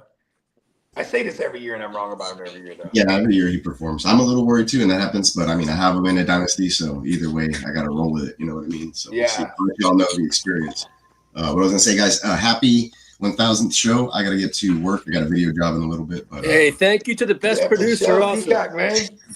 Couldn't have done any of this without you, obviously, man. You know what I mean? We love and appreciate everything you do, man. But my good brother. Of course. Peacock. Yeah. We're the conglomerate here. We're a team. So I'll catch you guys. I'll catch up with you guys later. But enjoy the rest of the show, and everybody keep celebrating that 1000th, man. Awesome stuff. Yeah, man. All right, peace. All right, peace. Have a great rest of your day. Yeah, Yes, the man. He says, I have one last question. Okay. If Jefferson only hits 1,000 yards this year with less than TDs, are you cashing him in to get the 101 or the 2027 class to replace him? I would do that. Well, because then it'd be Jeremiah Smith is who we're talking about now, right? Yeah. And the with the trajectory set, his value would be that's phenomenal value for a Justin Jefferson. Right? We're probably not gonna put him above JSN, Chase, and Puka. Let Puka have another year, man, and then Puka might be at the top. Or St. Brown for that matter. St. Brown's a model of consistency, and man, perfect target at like that 6, 7, 8. I will say Jefferson's a great buy low. Listen, Kyler Murray, he's like a kid, bro. He needs to want to be somewhere. This is his favorite team growing up. He hated being with Arizona, but he wanted to be the 101. So he didn't play baseball. He wanted to be the 101. He got that on his resume. Yeah. Obviously, hated being there. You know what I mean? He was even to the point he complained, so they got him Hollywood Brown. He's like, get one of my boys or something, you know, because I guess they played together in college. But then outside of that, you know what I mean? He just hated it, and he showed it. He's playing video games. He basically took the whole year off last year, right? Like, you know, that's the real thing that he did. You know what I mean? He could have played last year. He's like, fuck that, I'm taking it off. You know what I mean? Then you get him in a situation where he's consciously playing only for $1 million, so he got to prove himself. And this was his favorite team growing up, so I like that intangible there. I think Jefferson's a great buy low right now. And then at minimum, if Kyler does well and he brings back Jefferson to life, you know what I'm saying? It might even get better if they bring over a Baker next year. You know what I mean? Yeah, free agent quarterbacks are getting that's going to be a nice place to be for a general manager in the market. It's one that's competitive, and because we've seen what Sam Darnold did for a ready to win now team. Yeah, and they didn't bring him back, right? That's kind of crazy. But he went to another one and won. Right, and see, it's like, haha, Minnesota. See, you don't have to be great to lead a team to victory. Just have to have a good team. I mean, shit, shout out to Trent Dilford. Yeah. But anybody that gets a team all the way through the playoffs, the regular season, into the Super Bowl, and wins it, that's such a big feat. You can never take that away from them. Whatever they had going at those moments where, you know, the mojo, whatever you want to call it, that it was clicking for them that at that time. Seen Eli Manning have those stretches, unfortunately. I mean, okay. Eli Manning's a great example because winning the division at like 9-7 and then going all the way, right? In those days. And then you had Joe Flacco, same situation, win their division back in 2012. And I remember this because they went on to beat my Niners in the Super Bowl, even though I pulled the plug. I did it. Flacco's a pretty good quarterback, though. And this was like, it was a crazy run. So look at this. They win the division 9-7, and like to close the year, they had went on a streak because they had fired John Harbaugh fired his OC and they promoted somebody, and then went on this crazy run. And then like Ben Roethlisberger he had like a shoulder injury, and like the Bengals and the Browns were the Bengals and the Browns. So it was like they ran away with the division at 9-7, went on a crazy run in the Super Bowl. They beat, first of all, their playoff run. They beat Andrew Luck and the rookie Andrew Luck, right, in Indy, which wasn't the craziest, right? But still, they went in Indy, beat them. Then they went into Denver, beat Peyton Manning and them, and now Peyton Manning, I want to say he was the MVP that year. Or the 53, the 53, 5400 or whatever it was. Well, that one actually was 2014. So it might this year. Yeah, okay. So I guess he wasn't the MVP. He was definitely went into the running though, and that was his first year. Oh, every year. Yeah, I know, right? And then he was what was it? Oh yeah. And then he goes into New England and beats New England. Yeah. Right. And then goes and beats my Niners. But here's the thing. He had a Joe Montana run where like only Joe Montana has thrown all the number of touchdowns and no picks. Only Joe Flacco matched that run. So Flacco's. Shout out to. And then I got mad because they tried to call him the new cool Joe. I was like, no, we're not doing that. Wacko Flacco. There it is. Wacko Flacco. He was just wacko enough to do it. You know what I mean? See, I agree. So Sir Dinesh, shout out. Yeah, shout out to Sir Dinesh, man. He also wants to know if Achane and Tate for Saquon would be adequate. And I would go one more. I was like, you go look at the Jonathan Taylor owner and see if he can make a trade. But I don't think for Saquon. But oh wait, this is a total redraft. Shoot for the moon, man. See what you get for okay. See what you get for like Bijan and Gibbs to see if you can get one of those guys. Yeah, I would just go down the line. I would go to the Gibbs owner, go to the fucking Bijan owner, then start trickling down. And I would definitely want Taylor. I feel like I like Taylor over Saquon. Yeah, you know what I'm saying, because Taylor's just he's. And I mean maybe Saquon still exists in the 20+ realm, right? Consistently, but when you're talking Taylor, we're talking about 25 touches a game now. You know what I mean? Like, yeah, give me that guaranteed. And they're gonna lean on him. I don't give a fuck about stack boxes when you're talking about this Taylor now, neither. You know what I mean? No, because you still got that stupid quarterback sneak over there, or like, what are we gonna do? Lose 10 touchdowns from Jalen Hurts, man. Sucks. Yeah, Saquon does all the work. Then, hey, do you remember in the Super Bowl that they won? In the Super Bowl they won. The first drive they got down there and they're on the one and everyone was like, oh, you know what's coming, right? But then he fakes it. Instead of doing a tush push, he fakes it to Saquon and then fucking runs it in. Because it was like, I'm getting MVP, motherfucker. You know what I mean? No one like Achane either, he said. See? I mean, everybody's scared of Achane, even though all he does is produce. He's super good. Yeah. A little different. Yeah, they're all worried about what Miami looks like. That's the problem. Yeah, I mean, they got a whole new regime over there, and they're all new guys. Like they're all, I mean, you got Bobby Slowick, who's, I don't think he's ever. I mean, he's been a play caller, I would imagine, when he was with the Texans. But you know what I'm saying. And then you got Jeff Hafley. Is that his name? Is that his name, right? I'm not selling Achane for seconds. I need to get a first involved if I'm doing that. But no, he already said that this is redraft. This is redraft. So Achane is still what? Back in round one, beginning round two. Back in round two. Back in round two? Yeah, mid round two, back in round two. This is where I've been seeing him go. Okay. Single QB shit. Yeah. Like, you know what's crazy about it? I'd just rather have just once again this year, you look at the middle crop of running backs. This is a shitload of them I'd rather have because I can wait on them and I can go for the higher end receivers early on. You know what I mean?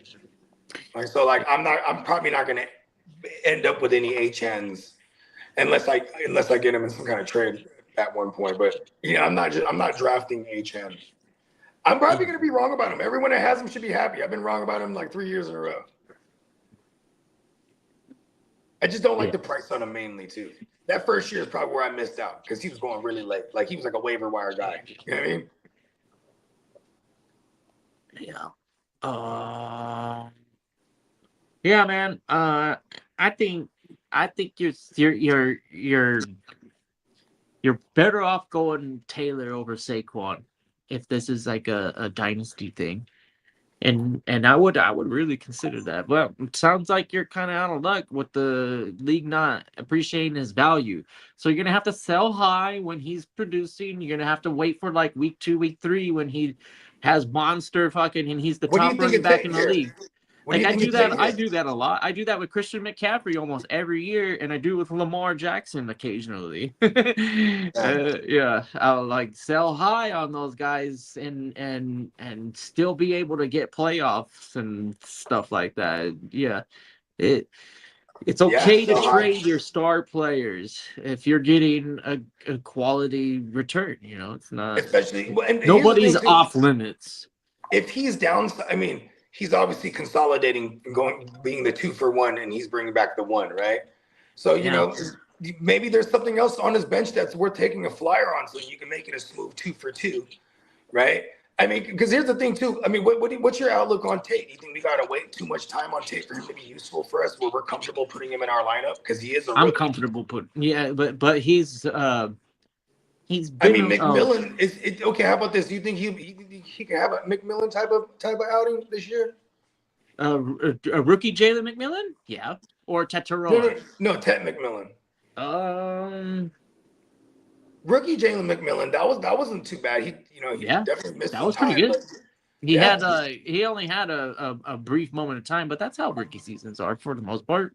Yeah, I mean, he definitely missed some time to an injury. Tate, but once he came back, Tate's fine being the wide receiver too. It's what he's been his whole career. That doesn't mean that he's not a quality receiver, that he can't be one. Be one. Yeah, that's ridiculous.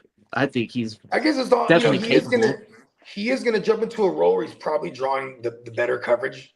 We need Cam Ward to really push the next step of his becoming a successul quarterback. He's with Brian Daboll. Brian Daboll Brian Daboll is he's had success with a plethora of different QBs. There you go. I that's one of the things that I like about Tennessee's, that the way that they approach this offseason, they're really putting Cam Ward in better position. I know they got rid of Chig, but they got Gunnar Hill, and then they got Tate in the building, and the dude Ridley from the Giants, and then Wandale. Yeah, and Wandale. Ridley. Yeah, the kid has some options here.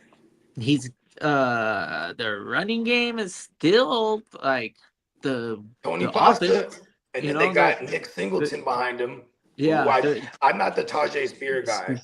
Spears is gonna be probably, if he's gonna break out, it has to be this year, and otherwise, like Pasta was so annoying for the trajectory of Spears, and then it was like, okay, Pasta's doing enough to, like, it became one of those.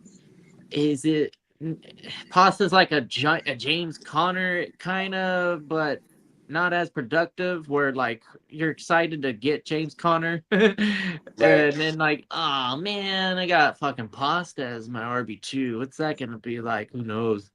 But did you hear about that shit about the noise on James Conner, by the way? Yeah, about him being the RB1. It was funny as fuck. Are you serious? I'm like, what? Are they just trying to temper expectations on Jeremiah Love? Or like, they're trying to man. Maybe they're trying to motivate the kid. Jeremiah Love is talented, and he just got, unless he can't pick up the playbook. I could imagine that though. But maybe it is struggle. I don't know, because not everybody's language is the same. Thing. Maybe he's learning playbooks. I mean, think about this. James Conner ran through hella different systems and different schemes, and like he's a wily vet, So if he's picking up the playbook faster, it doesn't surprise me. He was injured all last year, right? Fuck no. If you ask me this though, is he gonna be the RB1 week 1? No. I like Jeremiah Love still. Yeah, and it's like, at least for Jeremiah Love, at least you would imagine he's going to be game script proof, right? Because they're probably going to be a lot of negative game scripts, and like he could pass pro and he can catch the ball. So, you know, we might still get some belt. We might get like a James Robinson type of, like a 2020 James Robinson season out of Jeremiah Love, where he's on one of the teams that doesn't want to win, but they're going to keep running him. Like think about that. When they were tanking for Trevor, it didn't matter if they were down multiple scores. They were just handing the ball off to James Robinson. And like, it's so funny because they would drop everyone back because they're clear passing situations and he would just run for like 20, 30 yards. And James Robinson ended up finishing as the running back 6 that year in PPR. You know what I mean? With like Jake Luton as the fucking Jake Lieutenant Dan, as I used to call him. He was the QB. So, you know what I mean? I feel like we're going to get a lot of that this year. Like, just a team who clearly doesn't want to win. And then at one point, they'll see what they have with Carson Beck. We got Marco with some Gabe Davis, Weiss, Hyatt. Weiss is from like or Caller Dynasty. Oh, so Hyatt, you could basically just get rid of in a heartbeat. Yeah, you can get rid of, and then you also, I mean, Weiss is like, he's in Miami, buried on the depth chart. You can probably get rid of him too. You can get rid of him. Kolar is, I'd keep on to call. Yeah. He's a Charger fan. Don't listen to No, just if I need to make room, I'm cutting all of them. Yeah. That's true. Yeah. Oh, man. Like, straight up. Yeah. Especially if there's something else I can hold on to worth a damn that's floating around out there. Yeah, Jalen Hyatt was supposed to be what Isaiah Bond is shaping out to be. I don't know what happened to Hyatt. It is just a fucking trash. Hyatt's probably going to have to try to make the roster this year because it's a whole new regime. You know, it's I mean, he didn't do shit when Nabers went down last year. So it was Wandale was the only one that was worth a damn, and like, you know, I guess even Slayton had a few spots there. It was like, so I mean, it's tough. It's tough sledding for a Hyatt. I'm not really. I'll get rid of him hella quick. Maybe this year he makes the roster because the Nabbers thing, but they're also talking about Nabbers might be ready for week 1, or at least, you know what I mean? They're not. He might not start week 1 on the pup, I should say. He's not going to be on the pup, but they think he's. There's been so many mixed things that came out. It's all good. We'll just play. We'll play it by ear. You know what I mean? And like, but yeah, if I need to clear some room, man, fuck all of those players. They ain't shit. Dinesh, you're lucky it's not a mock draft or something like that. But here we go. His team is Drake May, Achane, Jacobs, Ken Walker, AJ Brown, Pickens, Fannin, and McConkey on the bench. So here's some insight on what that means, by the way. That has nothing to do with your team. This is all Bogey in the way he grades. Yeah. So if you've never been graded by Bogey before, he's rough. But I like this team, though. Yeah, I do too. Yeah, I like this team. The Drake May is interesting. Well, it's you got a lot of money right there. Whatever you can get out of the league is probably an arm and a leg for him. Achane, I could see the problem with your running back room, but Ken Walker in Kansas City, yeah, that could be with Eric Bieniemy. That could be very, very nice. Hey, look, I want to point this out. When Eric Bieniemy had he had discrepancies with Mahomes. They had differences of opinion. So then he goes on and be's the OC for a year in Washington. Their run game went to shit without Eric Bieniemy. And then Brian Robinson over there in Washington was the thing for a little while there, right? And then, you know, where was Eric Bieniemy last year?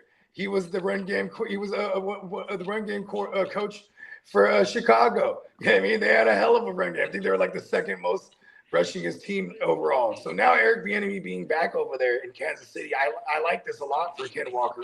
Only thing we got to worry about is Ken Walker's availability because he isn't a guy who we've seen play, you know, full seasons routinely. You know what I mean? But love where he's at this spot.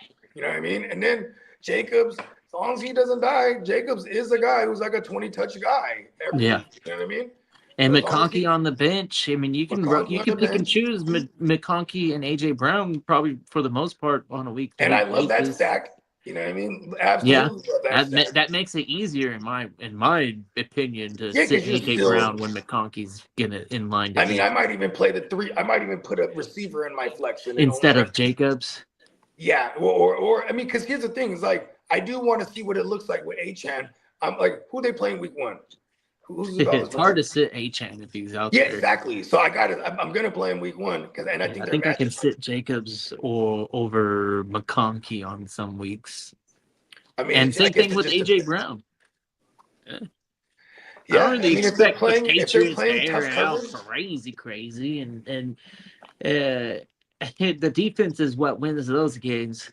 You know what I mean? would you say, okay, who's a must start on his team right here? Obviously, playing Drake May, Pickens. Fanning. I mean, that's his tight end though. It's so, hard to not put. And then Ken Walker's hard to sit. Yeah, so Ken Walker, and then I feel like I do love the Achane's stats. hard to sit. And then like I'm probably sending Jacobs the first week, like with this lineup, because I want to play McConkey in that flex. I like McConkey this season. Yeah. Definitely. You better get that laddie, them bagpipes. Get the bagpipes ready. We didn't Fire fire up up the the bagpipes. bagpipes nearly enough last season. For the laddie. Man, that rookie season though, we were lit up with Come on, bagpipes. And then how destroyed was we when they signed back on them bagpipes? Bro, We when had they all signed sorts of back Keenan laddies. Allen, I was defeated. I was like, oh, I have so much lad everywhere in Dynasty. I'm like, this is gonna fuck my lad up for a year. Wasn't discouraged off a lad. Wasn't trying to trade him away. Nope. I was actually trying to trade for him in some spots that I didn't have him. Because and now they got Mike McDaniel. We couldn't ask for anything better than that. And keep Keenan Allen the fuck away from the Chargers, please. Please. You know what I mean? And don't bring Diggs in the building, please. I know, huh? Because they'll put because Diggs is the type of guy later in his career to utilize in the slot a lot too. And it's like, just give us the high percentage targets to lad again and just pepper the fuck out of him. Yeah. Please just let him eat. We got Trey Harris he needs to get some action. So let Trey Harris and the other guy, Trey Harris, what's his name? Lee, what's his name? But you got KLS, you got Trey Harris, and you got Quentin Johnson, and then you got the kid, Thomas? Brandon Thompson. Brandon Thompson, there you go. I knew it was Thomas. The speedster, he's like one of he's very high on this year. Yeah, so he's definitely. So they got some speed because obviously McDaniel. Although he led the SEC in receiving, and he was the fastest recorded combine 40 time this year. He wasn't very efficient. Yeah, he was the fastest in the draft. Bogus, correct? Yeah, but he had the most. He led it in yards. Wow, very efficient. So he's taking it to the house. Inefficient. Oh, inefficient. Yeah. Okay. He wasn't a high catch rate, but when they did dial it up, it was usually for a touchdown. A big one down the field, yeah. And that's Justin Herbert has that arm too, and as long as that pocket will give him time to let that play develop down the field, Mike McDaniels that's going to be like obviously in fantasy, if you ask me, we're not going to want to start that guy. If I had him, I'd flip him because I think he's going to be very inconsistent from a starting standpoint. But because look at that rotation, even Quentin Johnston's still going to be annoying in that rotation if you're a Brendan Thompson truther. You know what I mean? And Trey Harris, he's a second round guy. Are they just going to go all away from him? You know what I mean? Because of the new offense installed. I don't think so. You know what I mean? But fast as a motherfucker, that kid. You know what I mean? Because Jacobs might be in jail. I forgot about that. Jacobs was going through some fucking drama. No, I heard he didn't get charged with nothing. No, but the league has not dropped the investigation, though. I mean, but see, here's the thing, too. It might not go into play till after this season. They might not even start the investigation. Yeah, we'll see. Yeah, I don't know. I guess in redraft, this I am sucks, trying to avoid man. This sucks. Fuck. Yeah, you know what that said? He might not. He might want to hold on to Achane there. Yeah, there you go, Bogey. That was the difference maker. Now that we've got this back in the front of our memory, We can't be getting rid of Achan. Are you kidding Yeah, me? We for already real. got the Jacobs drama. Yeah, you're gonna get we're Wade straight in. with quarterback. Looks like you're all right at receiver. I got nothing wrong with your receivers. Yeah, and The tight then you end can is hold cool, on to Tate. He gets to hold on to Tate until Tate becomes useful. You know what I mean? Like you could house Tate on your bench. Yeah, because then you would be downsizing. Obviously, you would get Saquon. I mean, and I'm not mad at that either. But still, though, we don't know what's going on with Jacobs. The depth isn't. I mean, you might end up with 2 running backs if something happens to Jacobs regardless, right? True. But then he would have Saquon, and it would cost him a Tate. Tate might be a second half darling. You know what I mean? When it comes to these type of leagues too, and if those rookies ain't showing out early on, a lot of times people tend to drop them when there's something they feel usable that they can go and grab right away. You know what I mean? Yeah, Burden was like that. Burden was like that. He was drafted and dropped shortly early on, then picked up by somebody else and utilized them. But that wasn't until the second half. So, you know what I mean? Maybe it's a good thing. Maybe it's a good thing we just – because if not, I'm trying to move Jacobs in. And now that I think about it, I'm like, I'll move Jacobs and Tate right now for Saquon. Yeah, you would. Like, fuck it, I don't know if Saquon owner wants any of yeah, that. you know what I mean? But, hey, maybe they don't watch TV. You know what I mean? Maybe they be thinking about maybe they don't watch TV. They just see the good old days with Josh Jacobs. Even if Josh Jacobs wasn't going leading the league in rushing. If he wasn't going through what he's going through right now, I think still people aren't really on him because of what the recency bias. Like he had an injured year last year. It's going to show up on a stat sheet. People remember that. They usually bakes into how he's drafted. So I'm pretty sure he got Jacobs at a really decent value, at least in this draft. You know what I mean? But yeah, if he's helping, he's playing, he's not suspended, I'm glad I have Jacobs. That's a run first team. I don't give a fuck what no one says. That's a Matt LaFleur team. They try to run the ball. And they do the Jordan loves mistakes. Throw Kraft the ball when the defense allows it. I mean, you know what it is? I think with fantasy and Jordan Love, all of us just remember his 24 outing. You know what I mean? He was QB4, QB5 overall, something like that. But they had no run game that year.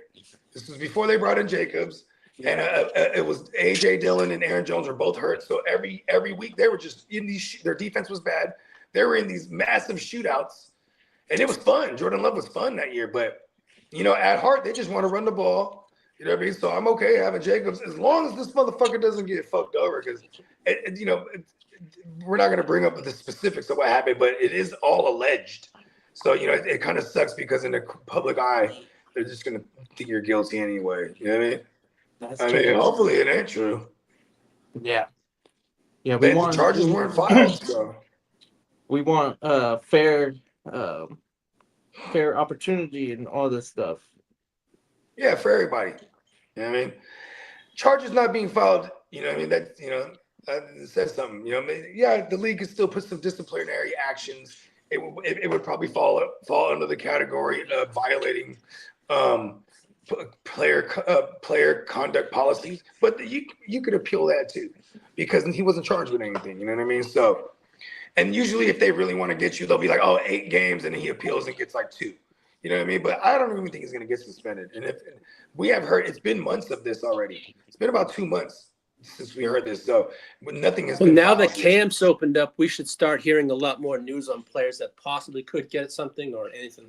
It could be, who knows? We'll see. I mean, they're not charging anything. These are off the field joints. So they're going to be at camp and all that, all the same.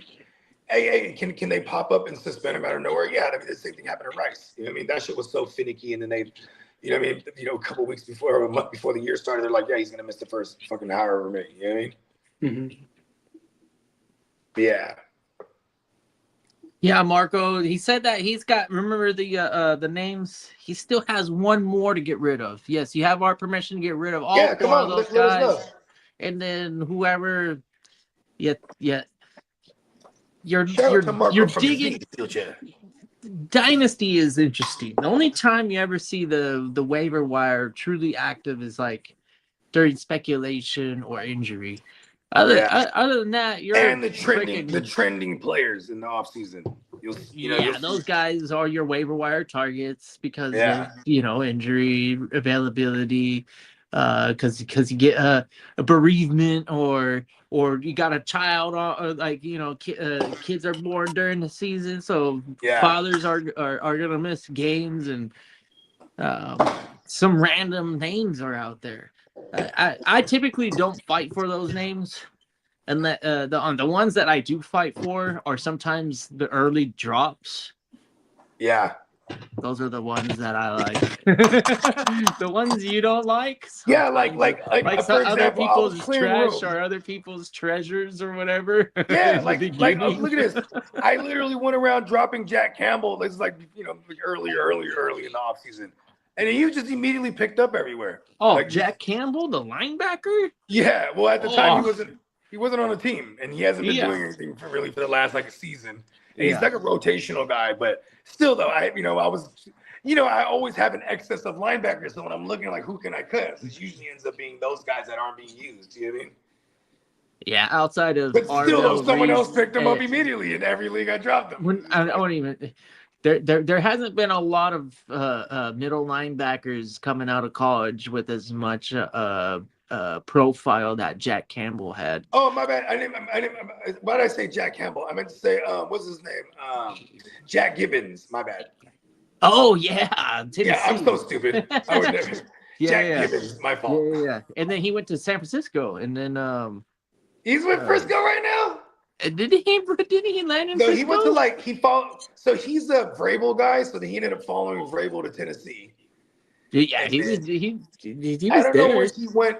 I don't know where he went this current offseason. I think he ended up somewhere. He might be Tampa.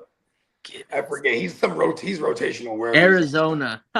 Oh, there it is. Yes, he's rotational. Yuck. Oh shit. Fucking A, dude. I forgot. He might. He's I gonna be a forgot to put a bid rotational on my man for... Cody Simon, dog.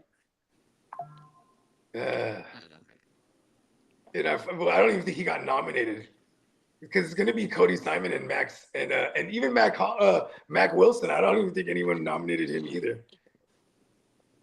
So here we go. We got some more names. Antonio Johnson, Maxwell Hairston, Julian Blackmon. Wow, Julian Blackmon. Yeah, Julian Trenton Blackmon. Simpson I haven't heard that name or Braden Fisk. No, I like Fisk. We're not getting rid of Fisk. Out of all those names so far, Fisk is the only one I'm keeping. Yeah. Because I just don't know those other guys. I mean, outside of Trenton Simpson, Baltimore, not really seen much yet. Yeah, Julian Blackmon is a safety, not really sure where he landed. Maxwell Hairston is I don't know who Maxwell Hairston is. Is that a special team? My bad, Maxwell Hairston. You're a dog, bro. I don't give a fuck what they say about you. Who is he? I don't give a fuck. Who the fuck is that guy? Dog, bro. I mean, what team? No, I don't know who he is. Let me look him up real quick. I really don't know. You don't even got to look it up. We know he's a dog. He's a dog, though. I mean, if he's on it. He'll be a second year in Buffalo. He's a Hairston. Maxwell Hairston. Yeah, he's a first-round pick from Kentucky. Appeared in 11 regular season contests. What is he got 18 tackles and 5 pass defense and 2 interceptions. That's pretty good, but no, they pick on rookies. He's a corner. And then Hairston is expected to operate as one of Buffalo's top outside cornerbacks. Those guys are garbage in fantasy. You can drop that guy. I don't care about his first round status. That is true. I don't really fuck with corners, especially when they get good. If Hairston gets any kind of better than he was last year, they're gonna start avoiding him. Yeah, I mean that's just not what we want in fantasy. And defensive backs, we want the strong safety or the nickel back, and sometimes free safety, but most of the time nickel back. Most of the time, because the strong safeties are in the box all day, so we like that. We want the easier access to tackles. Yeah, it's plain and simple, man. Yeah, and there's so many of them out there. easy position to fill. Yeah, and the only reason I'm even saying keep Trenton Simpson too is just because of like Roquan and their new guy who was balling last year. My man Teddy Buchanan or Butchman or whatever, Buchanan or whatever his name is. He's coming off of a torn something, but he was tearing it up last year. So, and you know what I mean, in his absence, Trenton Simpson, he got in there. You know, he's so. But I'm just saying, like he's a guy that'll get inserted into a lineup for the Ravens if anything happens to those two guys. Like that's usually how I determine who I'm keeping. Like where's their path to being useful to me? Otherwise, they're just clogging up my bench. You know what I mean? You want a nice bench piece that you could probably get because not a lot of owners are probably appreciating Kevin Byard, but go ahead and get him, and then he'll find the starting roster. I promise you. Like he makes a hard case. Yeah, he's just gonna wait around. You know where he's gonna end up. If you have enough defensive back starts, it's hard to be like, oh, Byard isn't gonna play this week, I guess. Yeah, where do you think Byard's going? He's probably gonna go to New England, bro, and reunite with Vrabel, who he spent majority of his career with. You know what I mean? Yeah, he's not done playing football. And I know he's not going to ever run away from this game. This guy is going to be the next great head coach. Like I'm telling you, he's one of them guys that like I mean, he's just a playmaker, dog. And he's a playmaker in real life. So that's why we like him in fantasy. He's not just some guy who's on a shitty team and like they're always being in a situation where they got to stop the run. Like, no, he just makes plays, period. Mm-hmm. I mean, look at what he did in Chicago last year. He was putting it down. I could totally see him going to New England now that I think about it. Yeah, there's a place he can call that home. Yeah, they run like 3 safeties over there too. Yeah. Vrabel's the shit. But what's up with the drama though? Like, is that something that we're really? I mean, he's just fucking a bitch on the side. She just, here's the thing. He's fucking a bitch on the side, but she's not a low-profile bitch. You know, that's just there it is. That's crazy, and she lost everything. Yeah, and not him neither, because the unfortunate nature of the business. I mean, the women they're going to get because her husband is a high-profile, prominent person. Listen, when all this thing was happening, there was like all kind of clips coming out of her, just her on TV talking about, me and my husband, we're just, he's just he doesn't like me having fun and this and that. You know what I mean? She was just like getting on him. You know what I mean? Like multiple clips. We're talking about how she was disgruntled with her marriage and she was just kind of laughing. I'm like, yeah, I don't have the greatest marriage. Like, and it's like, what? And then they would ask him about the shit, and he'd be like, it's nobody's business. And he's trying to keep it private, but all the while she's allegedly doing her thing with Vrabel. And what's crazy is like I remember us covering that shit. And then, like, some people were like, oh, he's going to lose the locker room. I'm like, I don't think so. Like, I'm like, people don't know how men are. Men are going to be like, yeah, they're going to give them props for that. And, I know it sounds gross, like misogynistic, but that's just how it is behind closed doors. Yeah, I wouldn't hope for that. But I just know that the attitude of the football game is that we're playing to win. And if he's our best opportunity to be successful, have the proper game plan, and have carry a reasonable amount of experience, and the leadership is he's captain of the defense his entire career. I mean, like it's just lines up for a nice place for the New England Patriots, where the drama, they can handle the drama. They were that's a what is that, a media, what do you call that, the media in Boston is crazy. That's just brutal.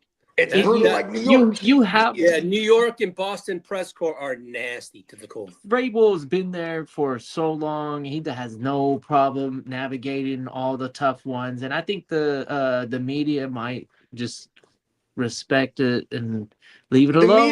And I think that's the biggest distraction, right? It's always the biggest distraction. A lot of that is Bob Kraft. The players, like you're right, the players. Bob Kraft is a big part of that. I can tell you, when I lived there in Massachusetts, if there was a person or say a news station ask a question that he didn't like it or the coach didn't like it, he had them banned from the freaking building. He didn't give a shit He'd clean house. I mean, they're notorious for a long time for keeping everything in-house as much as possible. Like, no one knew that, like Belichick would berate Brady just like he would any of his other players. You know what I mean? All this shit was played close to the vest. You know what I mean? Even Belichick, his whole persona in the media. That's why they call it the Patriot way. Yeah, they had, when Tom Brady went to Tampa and they won the Super Bowl right out the gate, and you saw Tom Brady and Gronk, and they're faded and they're being carried and shit. You know what I mean? And they're throwing the Lombardi from boat to boat. Bro, they would have never been able to do nothing like that in New England. Nope. Because there's a certain high level of professionality that they carried themselves with. I will say the last Super Bowl that they won in 2018, Belichick was pretty faded. I was like, oh, that's pretty badass. And like, he tried to start it like, when they're in the parade, right? They're in the final phase of the parade where all the players are talking, and then they get Belichick on there, and everyone's like, yeah, and he's like, no days off. No days off. He was trying to, and no one was chanting, and they're like, hold on, man, we're trying to take a day off, right? Hey, wasn't it the alleged no days off chant going? They were not feeling it, but he was faded. And I was like, okay, and Belichick too. When you watch him in those specials, like the 100. Remember this? It was the 100th year NFL special where he picked the century team, like players from every decade, different positions. He brought in all these guys. He was sitting there running the film. Belichick is very articulate. He breaks down football. It's so dope. Like, I would love if he just had a series where he just broke down the history of football. That would be badass, because that guy will talk your ear off about a long snapper. You know what I mean? Like, he knows the game in every fucking facet. So it is funny to see how he handled the media all those years, because he knew exactly, like, all right, I'm going to give him. He just ignored the media half the time. Yeah, I'm going to give them nothing. You never saw him at a press conference. He was there for like 3 or 4 minutes and then gone. It's only because you're mandated for the 4 minutes. Yeah, exactly. Remember Marshawn Lynch? Remember Marshawn Lynch? But when they were like, they were starting to fine him for not doing the mandated press. So he would go up there, set his iPhone timer, then he would call on people. Yeah, I'm just here not to get fined. I'm just here not to get fined. I'm here so I don't get fined. Hey, isn't Kraft in the same boat as Watson? Like, they got the same membership. Hey, Kraft and Watson have the same membership in Miami. They got the first class VIP treatment. And they kick everybody out, and all the ladies go into the one room, right? So that might be the way for the Patriots. And I don't know, man. What do you think about Brady? Let's just throw a bunch of rumors out here about the Patriots. Are we going Brady? He got his road hose. I mean, and he's just been able to keep a clean nose and stay out of trouble. And then the NFL treats it like the conspiracy is that they protect the image and the identity of the big boy, of their fairy book. Exactly. Of their chosen. I call them the chosen ones. Yeah, because he wasn't always super impressive. He pulled out a lot of gutsy wins, but he had Randy Moss and Gronkowski and the run games. And Bill Belichick and his defenses.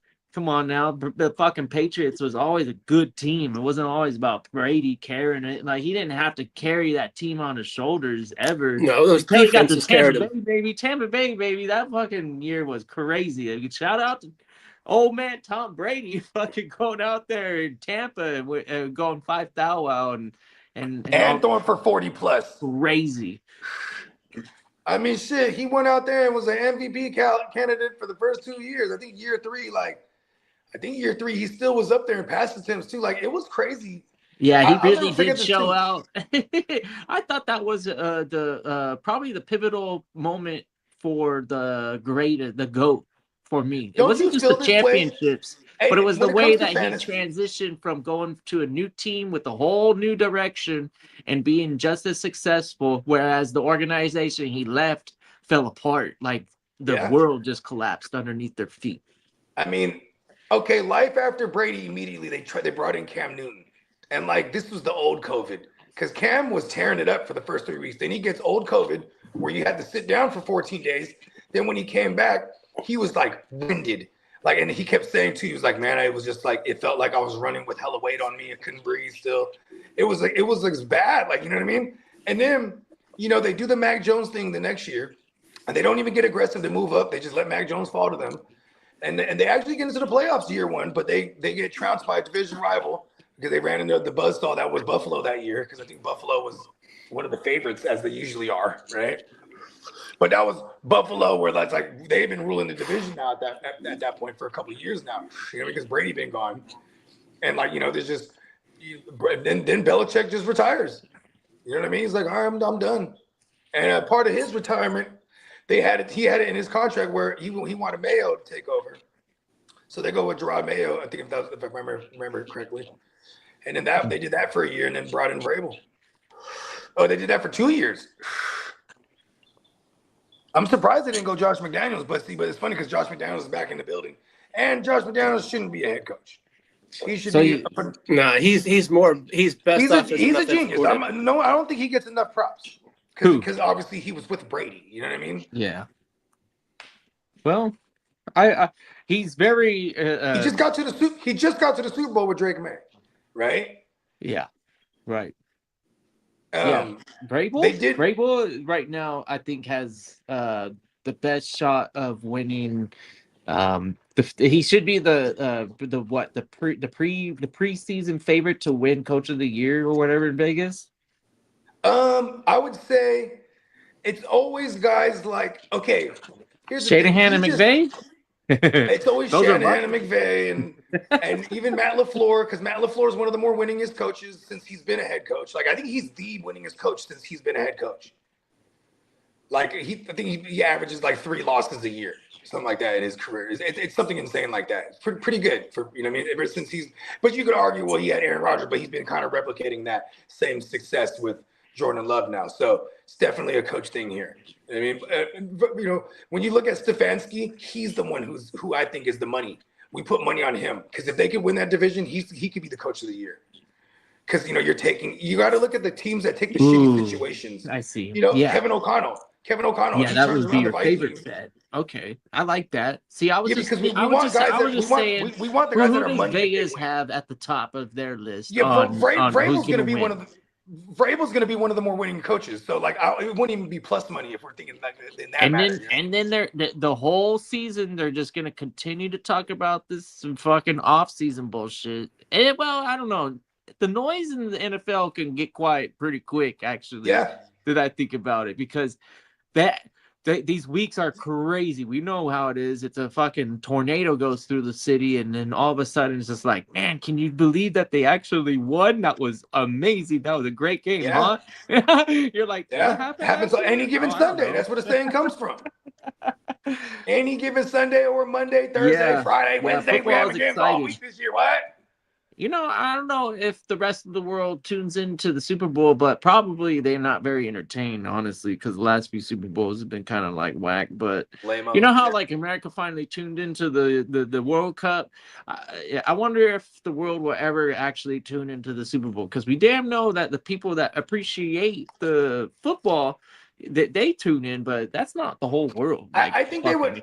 But do they already have the placements for the World Cup every? You know, like because I know it's another 4 years, but like because I feel like they should just have it in America a lot more. It'll be in America next. Tino said that Harbaugh. Hey, the Chargers. So if you can get the Chargers to the Super Bowl, then you should win Coach of the Year. Yeah, that's true. But I don't think they're gonna get there. Other Harbaugh too. Harbaugh too. John Harbaugh. John Harbaugh over there in New York.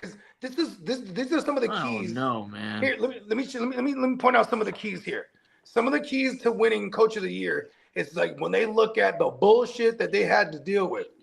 Like for example, Shanahan should have been at minimum number 2 in that conversation last year because all the shit that he had to deal with, and he still got into the playoffs, won a playoff game on the road. You know what I mean? Like that's coach of the year. Stefanski the other year when he had the Watson go down, and he has the DTR experiment, and then he says, "Give me Flacco off the couch." And he gets into and the playoffs. the year before that was fucking Jack Campbell, or not Jack Campbell. Yeah, Dan Campbell. Dan Campbell. Yeah, because he took a team that was a non-playoff team for hella years, and he made them the talk of the town in the NFL. Like, you know what I mean? He made them one of the hitters that were in the Super Bowl conversation. You know what I mean? He was in the. I mean, shit. They were fighting for number one. Shit, they were just the number one seed the other year, and they were one and done because they ran into the buzzsaw that was the rookie Jaden Daniels. You know what I mean? And where they went in there after they took care of Tampa, and then went into Detroit and took care of them really handily. It was insane. But yeah, I mean, you want to look at situations like that. Like Kevin O'Connell, if he can do it with the Kyler Murray and who has, and they can get this team that wasn't in the playoffs last year back into the conversation. He could be head coach of the year. Same thing with Stefanski again down there in Atlanta. You know what I mean? Any of these new coaches, I think the Giants will be improved for sure, Diamond Joe. And that's why I said other Harbaugh too, because that's another team hasn't been a playoff team since Brian Daboll and Danny Dumbass. And that was 2021, where they actually did win a playoff game. They beat the Vikings, who were on fire that year with Cousins. You get John Harbaugh on there, and every year someone new basically wins that division, except for the Eagles finally went 2 years in a row and broke that streak. But you know what I mean? You never know. Spin the wheel in the NFC East. I mean, I like the Giants as the favorite, but look, I mean, the Giants, the Cowboys as my pick to win. Yeah, I'm about to say there's no way the Giants are your favorite. But the Giants are the money here. If you want to pick a dark horse, this is just for the head coach of the year. Yeah, but that team's success is tied to that new head coach. So if they're a dark horse team, he's a dark horse candidate. I don't see it yet, and I'll tell you this: their trajectory is similar. Deep down, I'm being a Jets fan right now, and I'm saying that the Jets have a better record than the Giants do this season. Giants ain't nothing, man. I mean, they got a fucking ferocious defense on paper, and now they got a head coach who has a mad history of winning. Minus Dexter Lawrence too. Yeah, man. I don't think so, Joe. Man, I don't think that the Giants are there yet. They're on the same fucking they have a franchise. I think the Giants are settling. I don't know if I'm that confident in Dart and the head coach, whatever. And the rest of the team, you can put together a defense. That pass rush is definitely crazy, and I like a lot of the defensive backs on the Giants squad. I don't hate that defense. I just know that division's pretty strong, and that the Giants are probably the king is Daniels. I understand Diamond Joe says they have a franchise quarterback, but he needs to learn how to use the Commanders above the Giants. And the Eagles and the Cowboys are definitely better than the Giants. I just don't think that they're going to win a whole lot of games. I think there's so many teams. The NFC is tough, and the AFC is weak. So I actually think that the Jets in the first 8 weeks could actually be a 4-4 team, believe it or not. But this is being optimistic. What's the schedule? There's a stretch where it's not impossible. You know what we need to do is kick Salah's ass. Oh, week 1. Yeah. And get some momentum. And build some momentum right out the gate. Yeah. Okay, the Jets schedule is he's been telling everybody that we're gonna fucking kick their ass, blah blah. And the Jets and secretly in the background been doing some things nice, and we do have a veteran quarterback, and we do have an offensive line that's kind of underrated, and that's what I want. I want to score some points. I know that the defense on the Giants is pretty nasty with the pass rush, but they got the Jets start off with the Titans. That's a pretty winnable game. Yeah, it's solid. And then you get the Packers next. We're not very good at the revenge narrative. The Jets kind of you suck get the at Lions, that, but that's okay. This time then you around, get the Bears. Okay. Yeah. And then you get the Browns. Okay. Then So you maybe, get the so look, Patriots. there's 2 and 3 right there. Then, I'll give them 2 and then 3. you get the Patriots. Okay, so Get 2 the and Dolphins. 4. 3 and 4. Then you get the Raiders. Okay, 4 and 4. There it is. Then you get the Chiefs. 4 and 5. Then you get the Bills. 4 and 6. Then you get the Chargers. 4 and 7. Okay, Then you get the hold on. Dolphins again. 5 and 7. Hey, the Jets don't lose to the Chargers. Then you get the Cardinals. Then you get the Cardinals. We always beat the Okay, Chargers. we'll give them that one. All right, so Then, they're at 6 and Sit down 7. to the then you get the Patriots again. Okay, so the Patriots gonna sweep them, so they're 6 and 8. Then you get the Vikings. Okay, let's see. What this is a toss up here. How good is Kyler at this point? And then you end with the Is Bills. Kyler even, right? So you know And then, what? and then For you shits end and with the giggles, Bills. just because I love my man. So listen, we're gonna give them the win right there. Then you end with the Bills. Okay, so the Bills will sweep them. So they end 7 and 9. Let's go. Or 7 and 10 or whatever it is. Yeah, I had them around 6 or 7 wins. The Jets. 7 and 10, but I'm just trolling Lee because you know what I mean. Maybe the Chargers don't lose to them. You know what I mean? They were looking at 6 and 10. Hey, you counted a dub for the Chargers. I'm counting that as a win for the Jets. Yeah, I know the that's what I'm history. saying. Oh, that will be a counted fun it. week I had between them at 7 and 10. Kitteh and I. That will be a fun week. Yeah. That will be some fun. I don't want to lose to the Chargers week 15. These guys been talking about this matchup for 3 years. We're gonna What's play up, each other Clark? in 2026. I'm like, it's Clock 24. thinks that the Giants is going to take a step up for sure. I think everybody agrees that the Giants is doing the Yeah, right you got John thing. Harbaugh there. And Yeah, they, but that team pass goes rush as is far as super nasty. Jackson Dart's health. yeah, and then his competency, I'm not sold on his He might not be the smartest. whole fucking thing. Yeah. You know Hey, what? Okay, look at this. What were they saying about Lamar? They're like, oh, they should make him a receiver. John Harbaugh's the only guy that was like, no. He's a weapon and he's a quarterback. He's not a receiver. He's not a fucking return guy or whatever. All that bullshit they're trying to label Lamar everything but a QB. You know what I mean? So he was the guy that had a hand in developing. What's his name? Lamar Jackson. They did go and bring in Greg Roman at one point. Greg Roman obviously was one of the architects for a young Kaepernick when he was with the other Harbaugh back in 49er land, right? But then you have, now you got this wild kid running all over the place, Jackson Dart. Maybe you can tame this kid.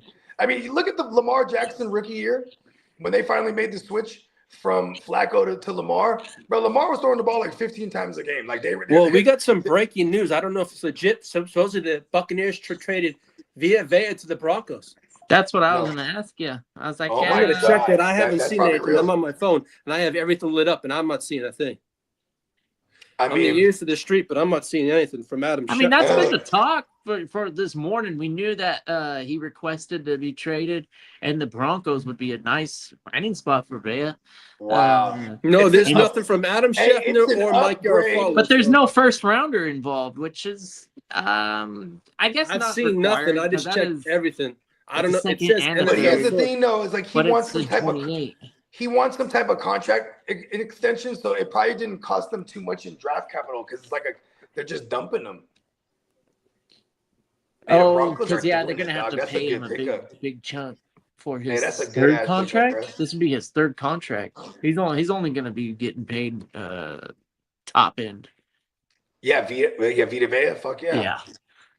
Yeah, And like, this is the third time that they would have to pay him, right? I mean, this is that would have been Tampa's third time of paying him. And Vita Yeah. Vea, I mean Vita Vea goes back to what, 2018, 2019? All right, there's no trade. All he has is requested a trade. There is no trade at all. yeah. I haven't. I didn't ever get notified, and you didn't say anything. The And only shout thing out that to, he Ace does Boogie. want, he wants to be traded to a Yeah, shout out to Ace California Boogie, team. though. That's what came out this morning. He wants to be traded to a California team. That's it. We got. He's from Cali. Yeah. He from my hometown area code, but he's from a place called Milpitas, but they got the same area code as my hometown. Shout out to Vita Vea. Matt Henningsen. I don't know who Matt Henningsen is. Do you know that? Do you recognize that name? That's a defensive Nah, tackle. man. Shout out to Matt Henningsen, man. I think that's a new name, man. Appreciate you pulling up. No, that's the defensive tackle in Okay. Denver. Oh, okay. I was about to say. Oh, so he's the next guy. Yeah, exactly, Diamond Joe. It's not legit. Fake news. Yeah, it could be. Sure. There's I mean, send him to the Niners. Fuck it. Him and the guy from the Cowboys would be nasty. This is coming from a bunch of Niner gang that they're going, "Hey, come home, man, come home." Yeah, come home to the Bay. He said it. Listen, he said he wants to go to the Niners. They fumbled homeboy in Indianapolis right now. What's his name? DeForest Buckner, bro. We should have never traded him away. You're right. We went and got fucking Javon Kinlaw, who they were calling Buckner 2.0. That was Buckner negative 2.0.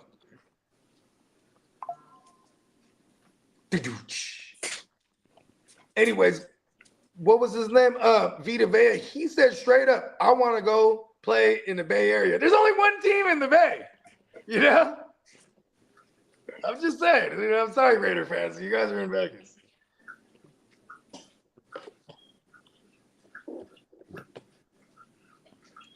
There's nothing out there. So. There's going to be a lot of teams lining up for him. I know that. I mean, you know, the teams that are willing to pay him. Exactly.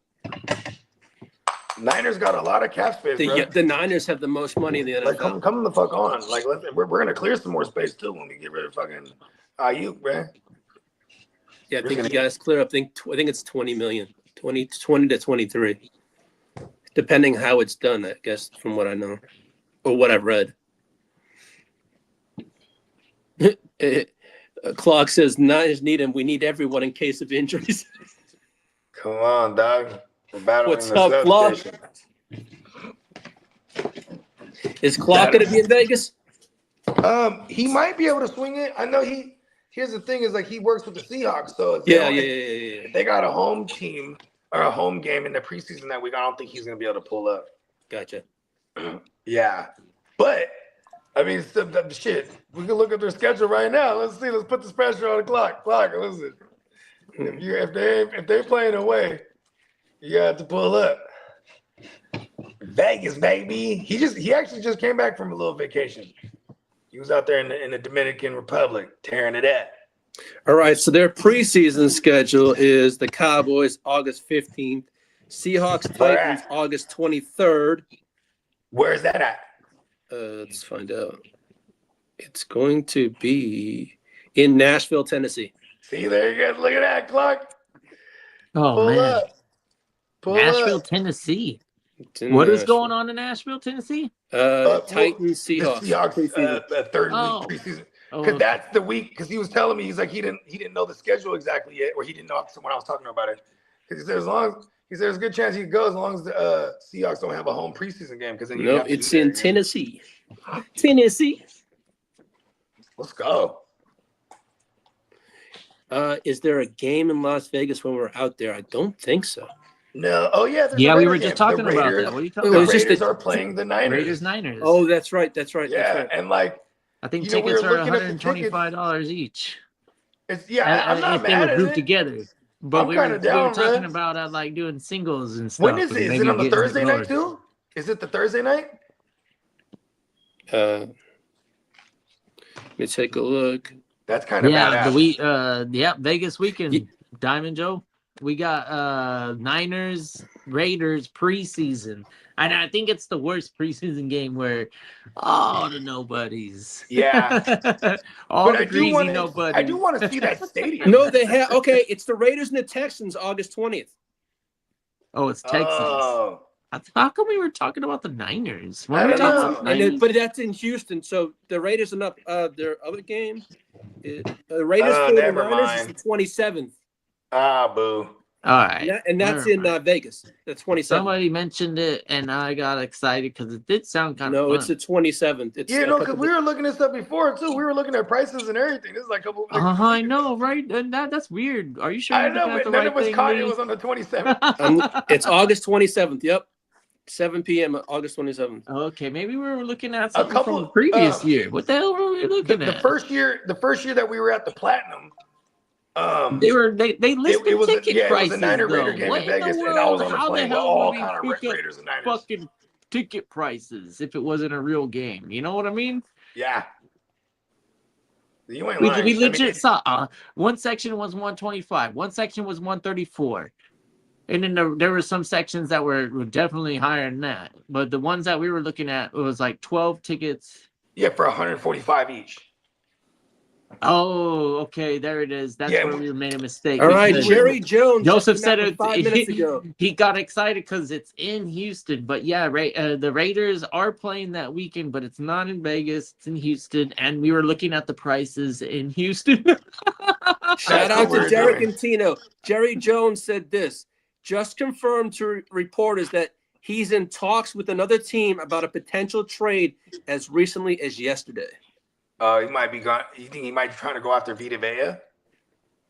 Him and Quentin Williams in the middle would be nasty. And he says they're definitely going to go to a baseball game. He says the team is open to trading future draft capital to improve their roster. The NFC North, Dominic Stanton. Shout out to Dominic Stanton. He wants to know who wins the NFC North. That's the toughest fucking division, man. I'm gonna. What's crazy is like who's more in a bounce back, right? Like you think Chicago could hold it down, reign supreme again, or is like or the Lions in a bounce back spot here, right? Because Green Bay is never not in the mix. And then the Vikings, like, with Kyler Murray in that defense with Brian Flores, maybe Kyler Murray could just do that much more on that side of the ball because they had 9 wins last year. That division is crazy. It was like that division is tough. I would still never sleep on a Detroit here, but man, if Chicago's defense is just that much more better, because look at their defense last year. They were one of the leaders in takeaways too. You know what I mean? I mean, shit. And they were one of the more runningest, teams. At Chicago, they got the formula down. And, this is kind of what the Lions were doing when they had Ben Johnson, right? So it's hard to sleep on Detroit, but, man, Chicago, it's not a fluke. You know what I mean? It's not a fluke what they're doing. And him having Dennis Allen as the DC, that's legit. You got a guy who's a former head coach, and he could just handle all the defense while you learn to be a head coach. And now we're going into year 2. So you know what I mean? So I feel like the arrow's still pointing up for Chicago. Chicago's a tough squad. That whole division is really tough. One thing that I can actually safely say about the Lions is that they have potentially a player that can outdo.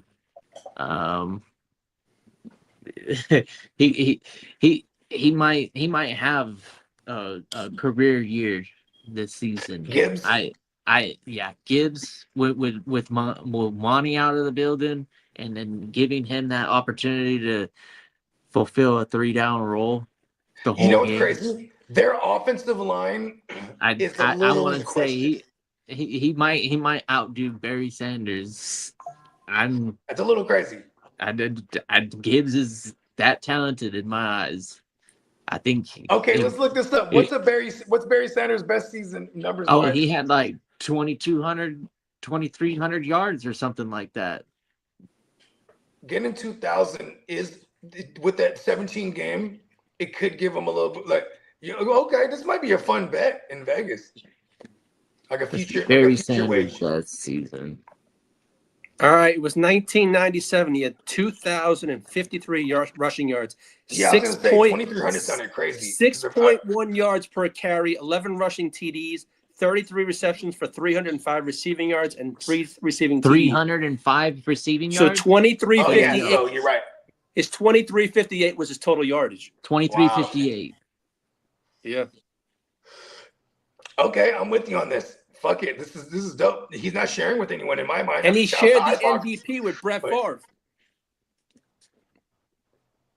Oh, he shared MVP with Brett Favre. He's got one extra game to do it. 2 extra games?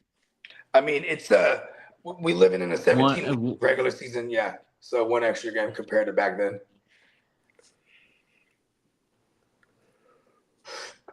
I like that one. That's not too bold. That has some that has some validity to it. This could happen. It's all him. They are a team that runs a shitload of plays too. You know what I mean?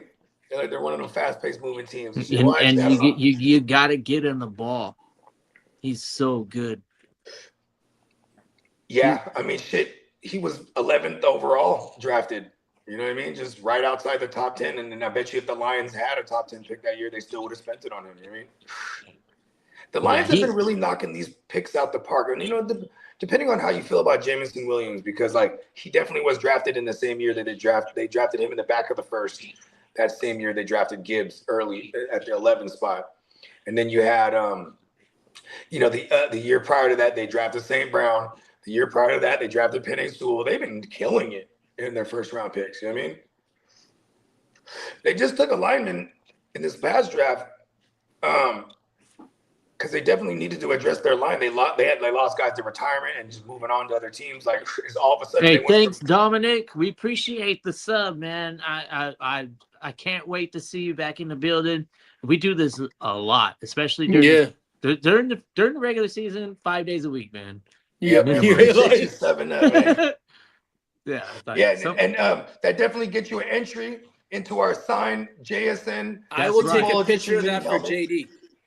Yeah, and you know, and we also want to big up our guy Heart to Start Guchinni at the Heart to Start Fantasy channel on YouTube. Definitely sub up to him as well, and you'll get another entry as well. And you know, all you gotta do is be subbed up, and then find any one of our social medias and just let us know. Boom, I'm him. You know what I mean? You just let us know who you are, so that way you know what I mean. I just took pictures of the 2 new subs so I can send them to JD.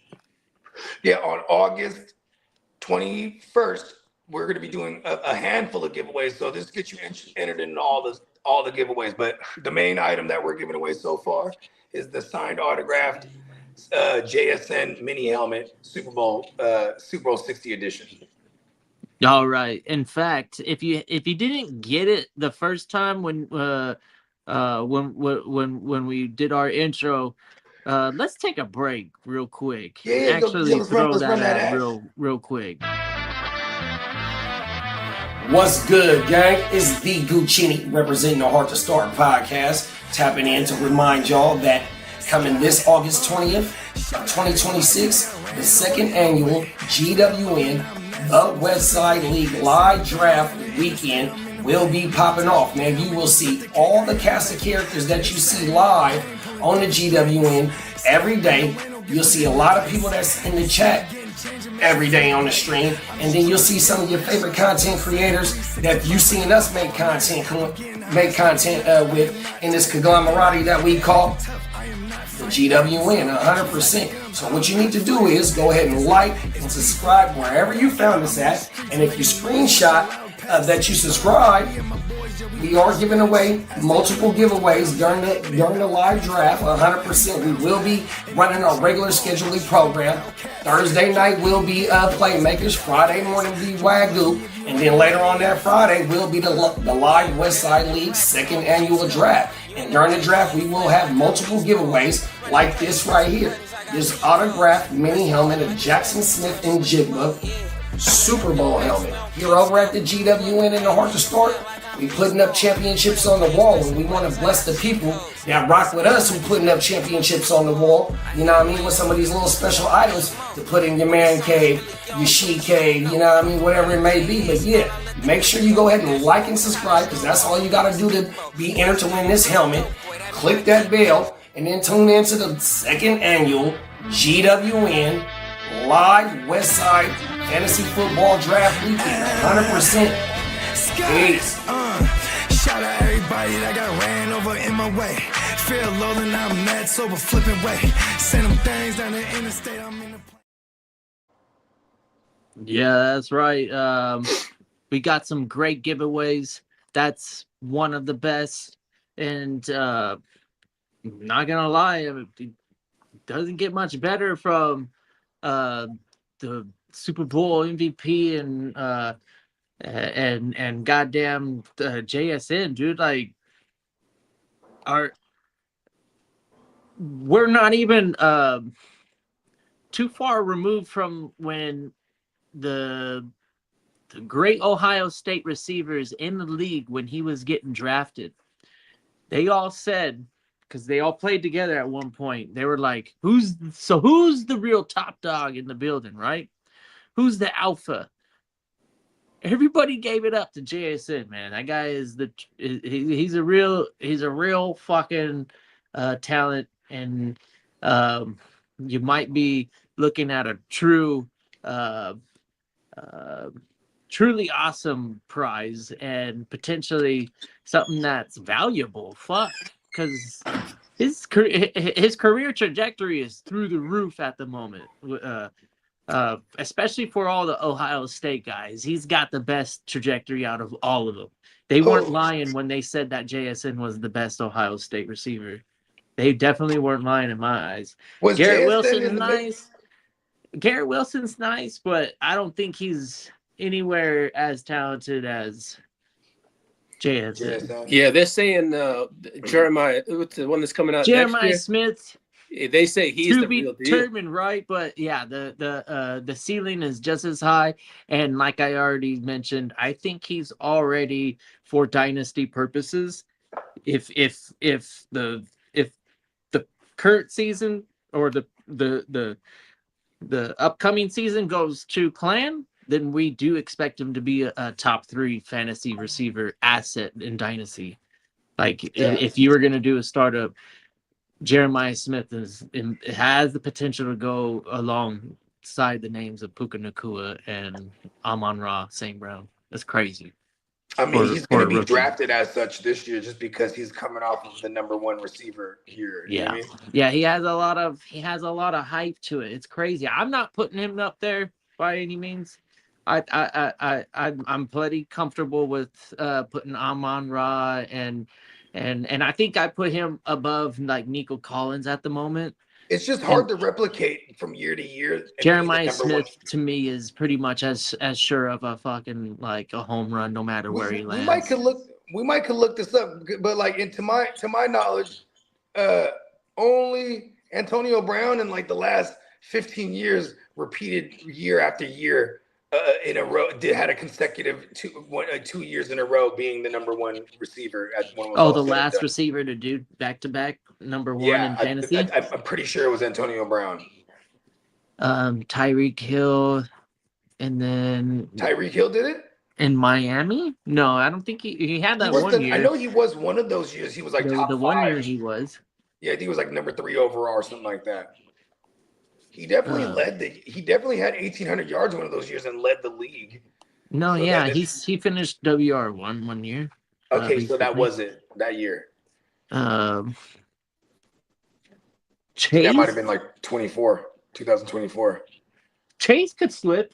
If anybody's in position, it's the guy at top, right? So Chase definitely has the potential. Like whatever you're paying right now, you're the reason I'm bringing up to get what you pay for, and you're probably not going to get much better because I think we've already seen his best, and you're to pay for it. JSN tends to be the guy that he's drafted off the board first at the position, just based on their chasing last year, right? And like the likelihood of him finishing as the 1 again it's not that high because I think it's the 2 running backs and then Chase. That's the typical top 3. I think Chase is the number 1 off the board. Occasionally, I would agree with that. Occasionally, yeah, I too. It's hard for me to put because I'm not afraid of Puka. I'm a Puka guy too. I'm living in a world that Joe Burrow doesn't get hurt. Like, yeah, I'll be mad as fuck if Joe Burrow goes hurt and I got motherfucking Chase. But like, listen, until he's hurt, you know what I mean? That's probably the best tandem as far as talent goes, throwing at a talented receiver. You know, you got talented quarterback throwing at one of the most talented receivers. This is the best duo. Shout out to Jordan Tyson. I know we're talking about some Ohio elite guys. Names, and Jordan Tyson wasn't playing for no LSU or Ohio State, but when he did actually go out there, that guy looks pretty nasty too. So we'll see what he can do in New Orleans. Jordan Tyson is another young receiver that in this rookie class that I'm excited about. Alongside with Cornell Tate, like I already said, yeah, he's always been the number 2 guy anywhere he's been in his college career, anyways. But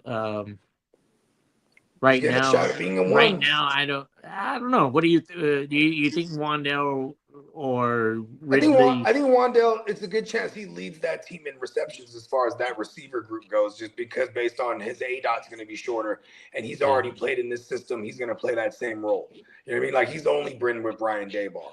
You know what I mean?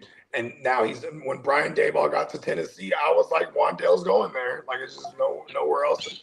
Because, just they needed that too over there. They need a slot presence who's predominantly a short yardage guy, you know what I mean? A shorter A-dot guy, you know what I mean? So, but Tate, I mean, yeah, it's especially if we're not paying too much up for Tate, where we could kind of house him and see what it do. I mean, like, someone like McMillan was kind of drafted really high last year in redrafts, but he paid dividends, you know what I mean? Like, but like it was almost like he was drafted fairly high for a rookie, but it was still a decent value because everyone was burned from reaching up on Marv Harrison Jr. the year before that. You know what I mean? Yeah, I agree. Why were the Chargers so good at social distancing during the pandemic? They had been practicing playing in front of nobody for years. Damn. It's okay. We're all going to eat our words if the Chargers actually go on a run finally, because here's the thing. You just need to – I feel like that's a team. They just need to get a playoff win under their belt. And then they're at, it's going to give them the confidence they need, because I think that's the one thing that's hanging over Justin Herbert's head whenever people – because they don't put Why Justin aren't you Herbert – saying anything, Lee? Why? Because I'm shutting my Why mouth. you You know why? I'm used to this shit, because you know what? I'm gonna let all that talk shit be done during the season. I'm not gonna let that shit get to me, man. Just let it take. There you know go. What? It's talk. We're in the off season. I'm gonna let that shit happen during the season. Take the high road. Right? Sometimes it's best to. I'm just saying though, like Justin Herbert, like if he had a playoff win under his belt, then maybe they'd put him in the conversation of like elite talent, because I don't know why. Johnny, what's up, man? What it do? Johnny in the building. Oh, Beck didn't you say baby. something about Johnny needs to do a video?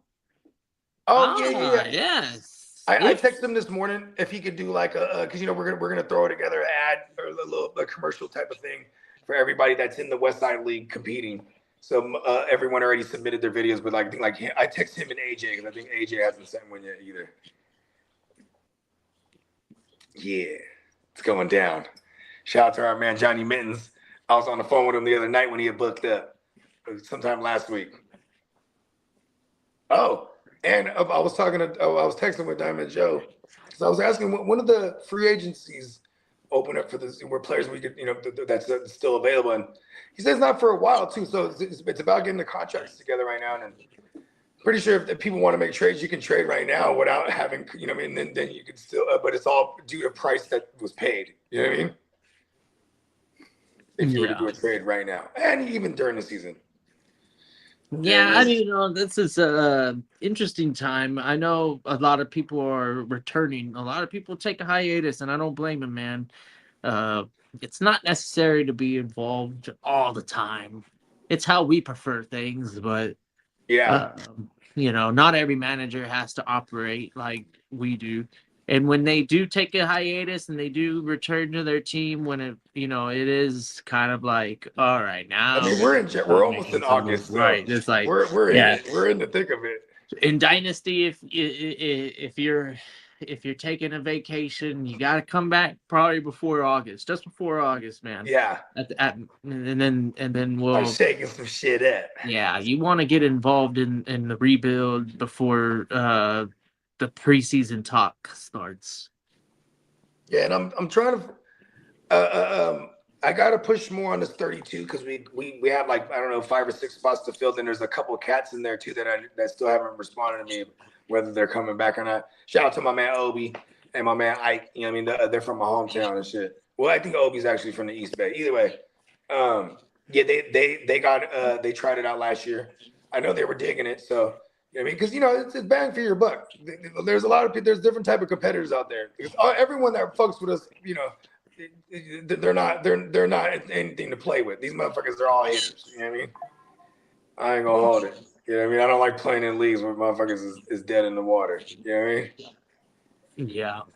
Yeah, I mean, in dynasties, we know the managers that handle themselves appropriately, and Sure. if you're in a position to rebuild, especially for the ones that are the orphan adopters, I got to give you guys all the credit. I don't do it, but the people that do it and they turn them teams around in one season. I've seen Bogey do that. Yeah. Bogey does it constantly. I wanted that. The first orphan I ever actually it was the second orphan I ever adopted. Bakes. There's a few of them. Bakes. I've seen him do it. Yeah. Yeah. I mean, it's fun. I mean, because it can be done from year to year. Like, I mean, okay, shout out to Sweetness. He just beat me in the Super Bowl. He was the worst team the year prior, and he went from literal worst to first. Yeah. Yeah, there it is. Right? I know. I hate him. Shout out to Sweetness. We tried to. So for those that don't know, our man Fornicator that was in the chat. So like I said, he was in town yesterday. He came through rock with me. Pretty cool too, man. We just had we had the first official listening party for the trilogy that I'm dropping. You know, we went through in chronological order. You know what I mean? It's dope. He was the very first one to hear it all, and he's like, "You got to send me," because I'm like, "You get the exclusive, of course." You know what I mean? Because he was driving from basically Sac County to Santa Cruz County. So Clinton Kubiak just said that Kirk Cousins is the starter. That's for sure. Yep. We knew that. Look at their schedule. You don't want to throw that kid out there like that. You know what I mean? And you would imagine the Kirk Cousins is going to automatically have the leg up on a system that he's already familiar with. And then here's the kid learning the NFL, right? So, we knew that was coming. And they've even been saying little things here and there about potentially not even playing the kid this year, or at least not playing him majority of the year. You know what I mean? Protecting him. Protecting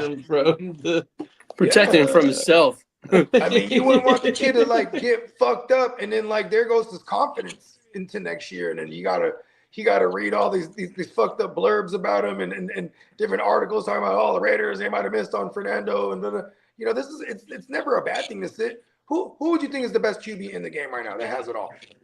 Josh Allen. Oh, okay. Let me reiterate that. Who has it all? Who has it all? Yeah, the titles, everything. It's Mahomes. Mm-hmm. Oh, that's facts. That's facts. Yeah. He has it all. He has the talent. He has the hardware. You know what he did? Set for a year. You know what I mean? They went super old school with him, and they were like, "All right, boom, he's gonna."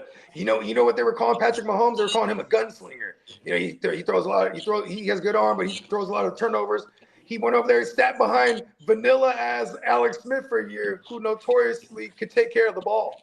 Yeah. So then he goes into his sophomore year, which is basically his first year starting, and Alex Smith is gone, and Patrick Mahomes is the MVP first year out, throws for 50 and 8 picks maybe. It was insane. He just learned, and I feel like you could have credited Alex Smith to that. That's why when they finally won the Super Bowl, they gave Alex Smith the ring because of the shit that off the field. Or behind the scenes that no one saw that Alex Smith probably laced him up with, you know what I mean? That good game, you know what I mean? Just from what not to do, you know what I mean? So here we go. This is a serious fantasy question, and this might be one of the turning points in the way that I philosophically draft.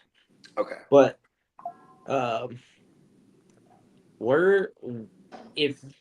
if we're gonna be lucky enough to get a huge discount on Mahomes this season, and we're getting a full Rashee Rice, yeah.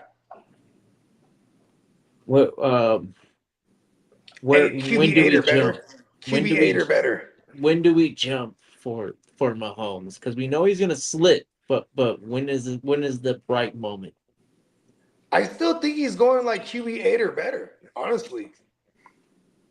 I don't think Mahomes slips that Like much. he's going like if we're talking super flex, he's the top 8 off the board. Like let's bang some names out here. Pause. So no particular order. Josh Allen,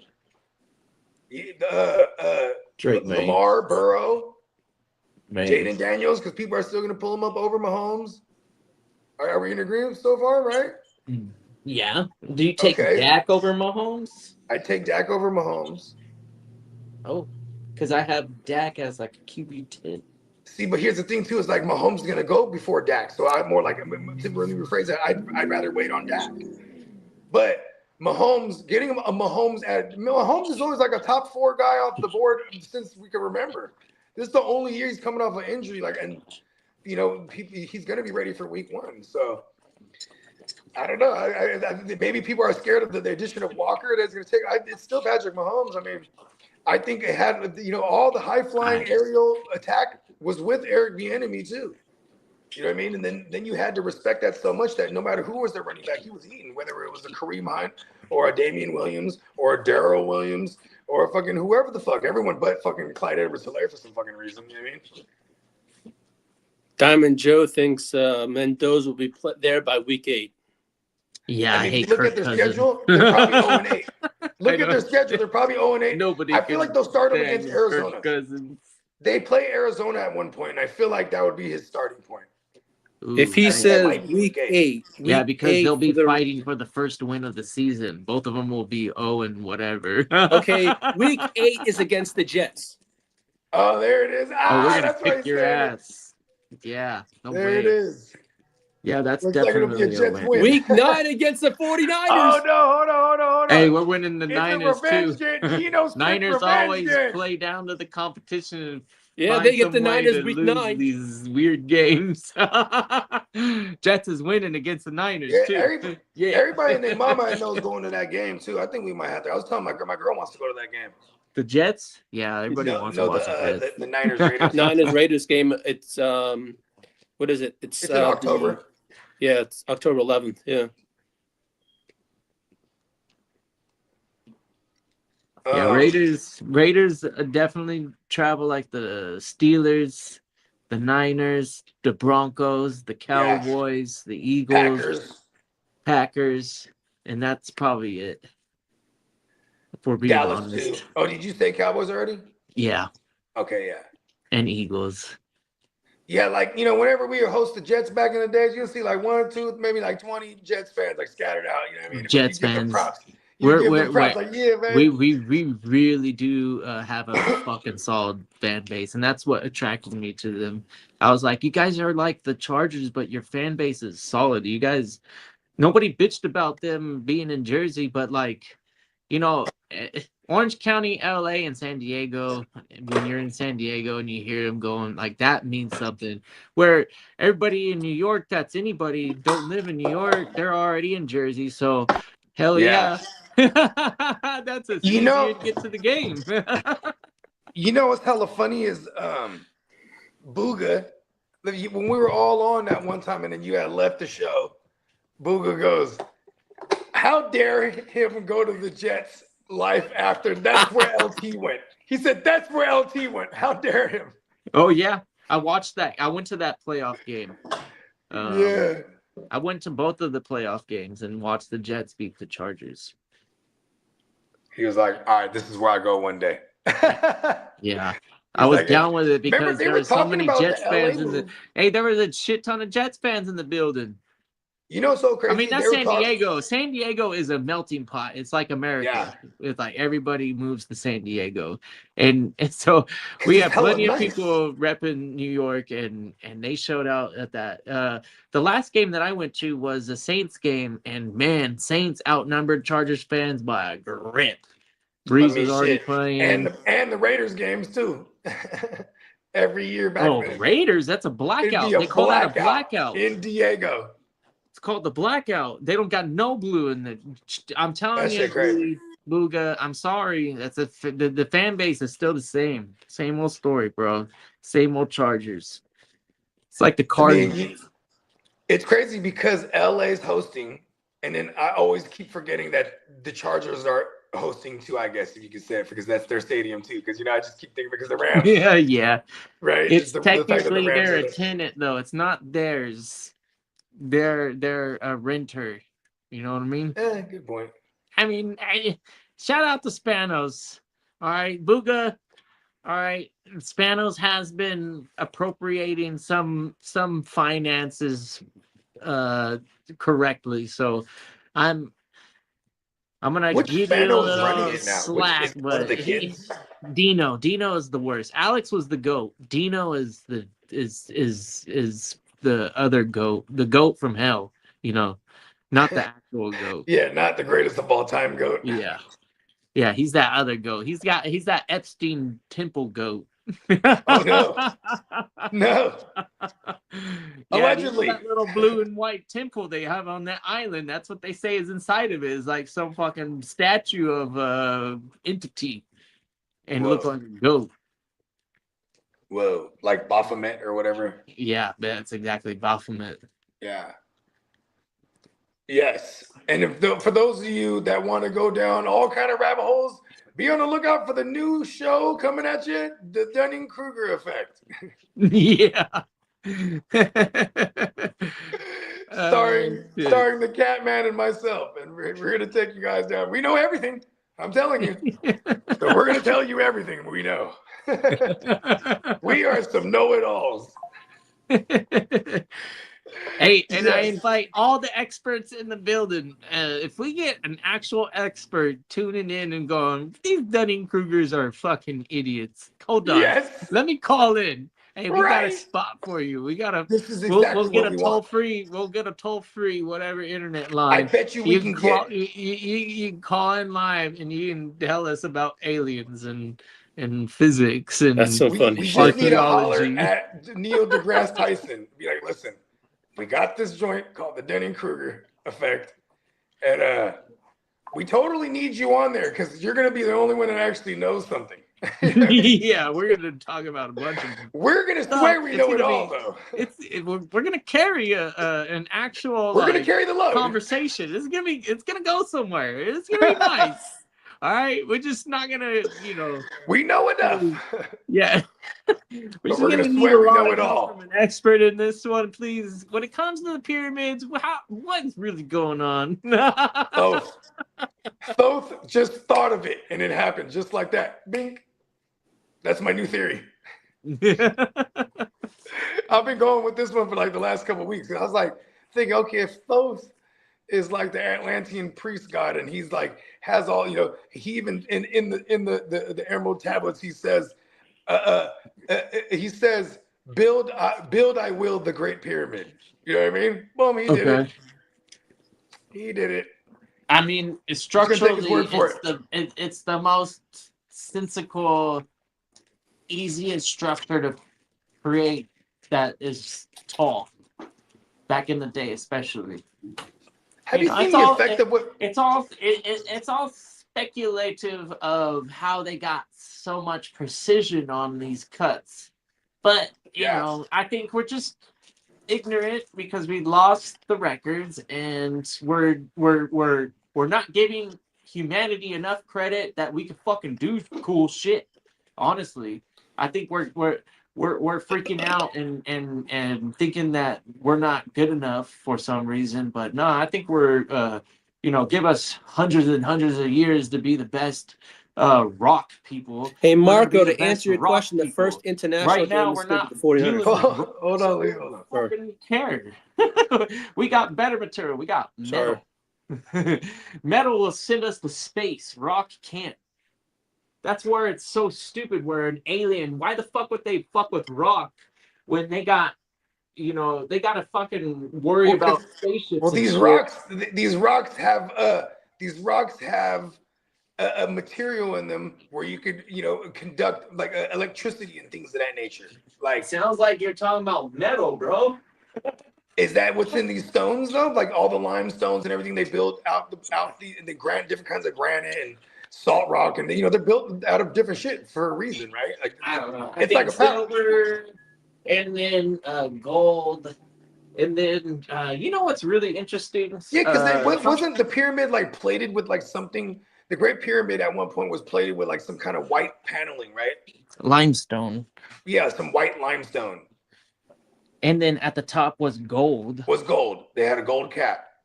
And this motherfucker was like a power plant that was powering the whole world, essentially. Allegedly. Well, you know, allegedly. Yeah, Or it's whatever. a theory. And actually, I don't allegedly say that because if you go to Egypt, nobody out there is saying, "Oh yeah, it was a power plant," and they would be like, "No, it's the tomb of fucking Khufu." Yeah. The tomb, the dimensions of where his sarcophagus would have been, it fits the perfect dimension. It fits the exact measurements. However many cubits that they said, in ancient shit, and it's the same measurements as the Ark of the Covenant. So they believe like the Ark used to be placed in there and it powers this whole bitch.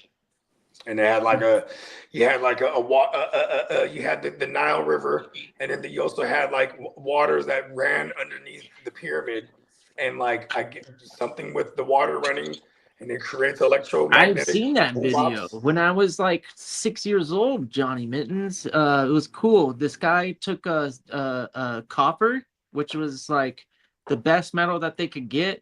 They could get iron and bronze and iron and copper and make bronze. It's iron and copper. Ore? Is that what they call it? Ore? It's iron and copper make bronze, and it's still pretty soft, but they're able to create metal. The Bronze Era. And that was the tool. And on some of the saws that they use, what happened is it's not the metal that eats through the rock, it's actually sand. So they have a rotation, and trust me, it took hundreds of years to build these things, and they're working 24 hours a day. In seconds. And this is just how you got paid. These people got paid. The power of the mind. Then they had a society and the whole bit. They were just building shit out of rock. That's just the way that's the way that time was. Anyways, they demonstrated, and they cut through the same rock that the pyramid is made out of, and they use the bronze and sand. The abrasiveness of the sand and the motion and the heat derived from the saw that the two guys that was going back and forth for an hour. They were able to start slicing through the rock. It would take hours and hours and hours to cut through the whole thing, but you got to remember there was more than 1 million of Egyptians during this day. Hold on. This was a nice place to live, Cairo. It was the River Nile was. What did they right call there. it before that? Before it was Cairo, they called it like Alexandria was Alexandria was the other city, and that was Alexandria was basically the world when he was ruling shit.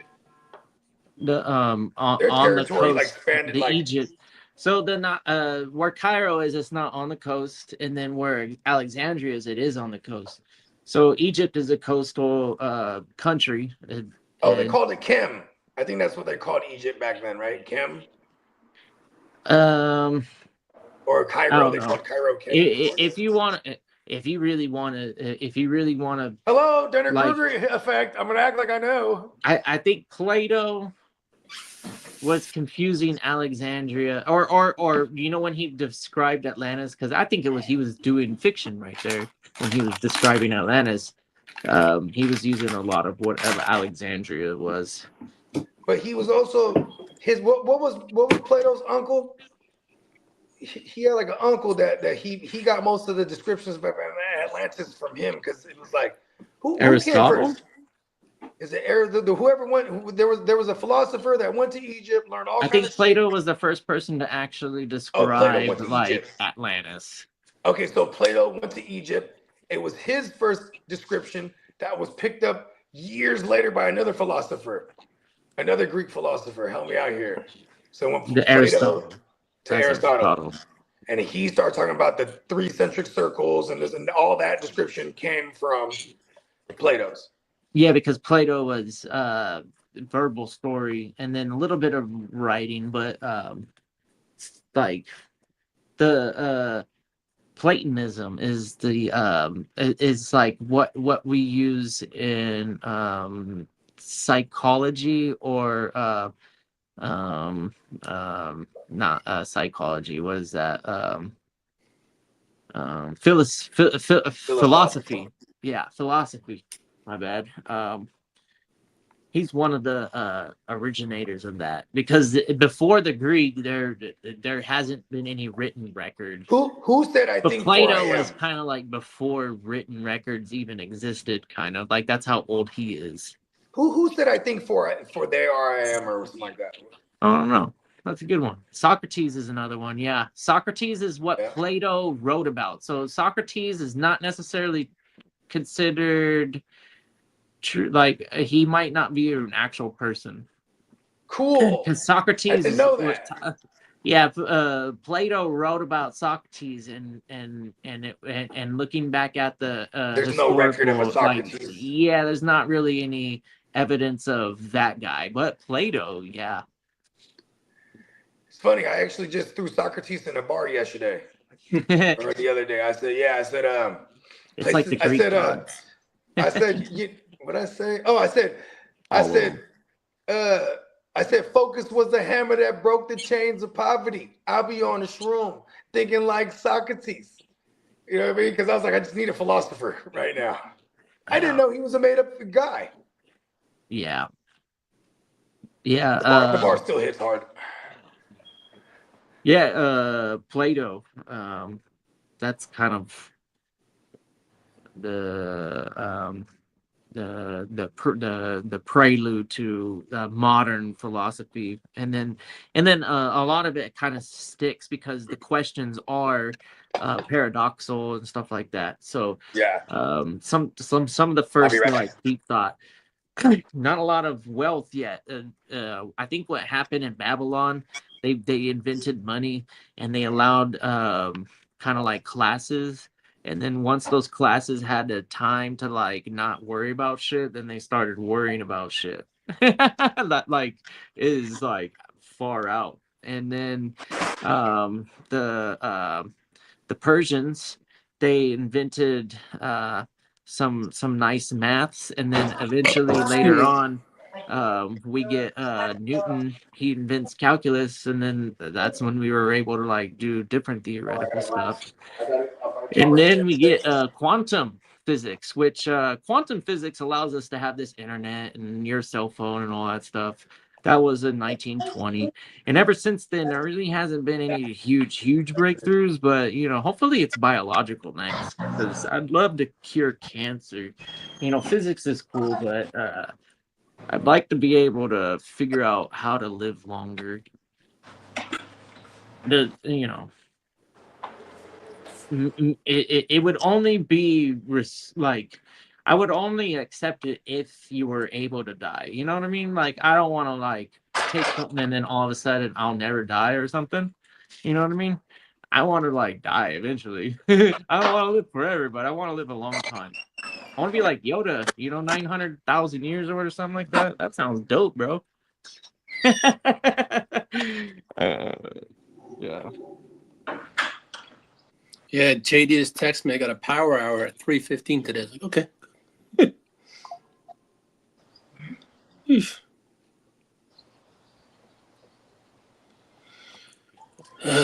Yeah.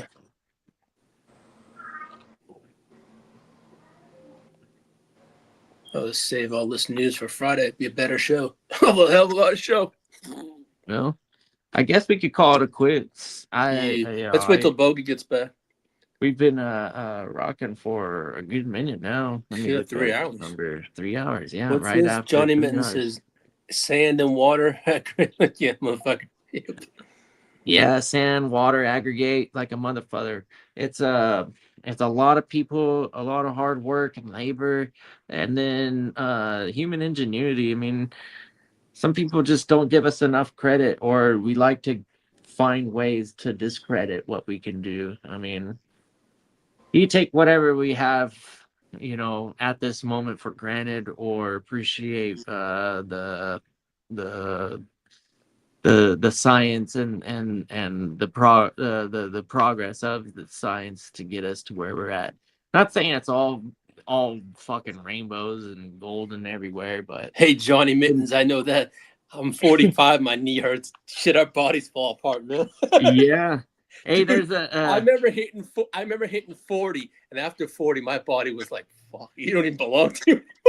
Hey, there's a real That science shit's real. behind reverse aging where it wouldn't necessarily be painful. True science.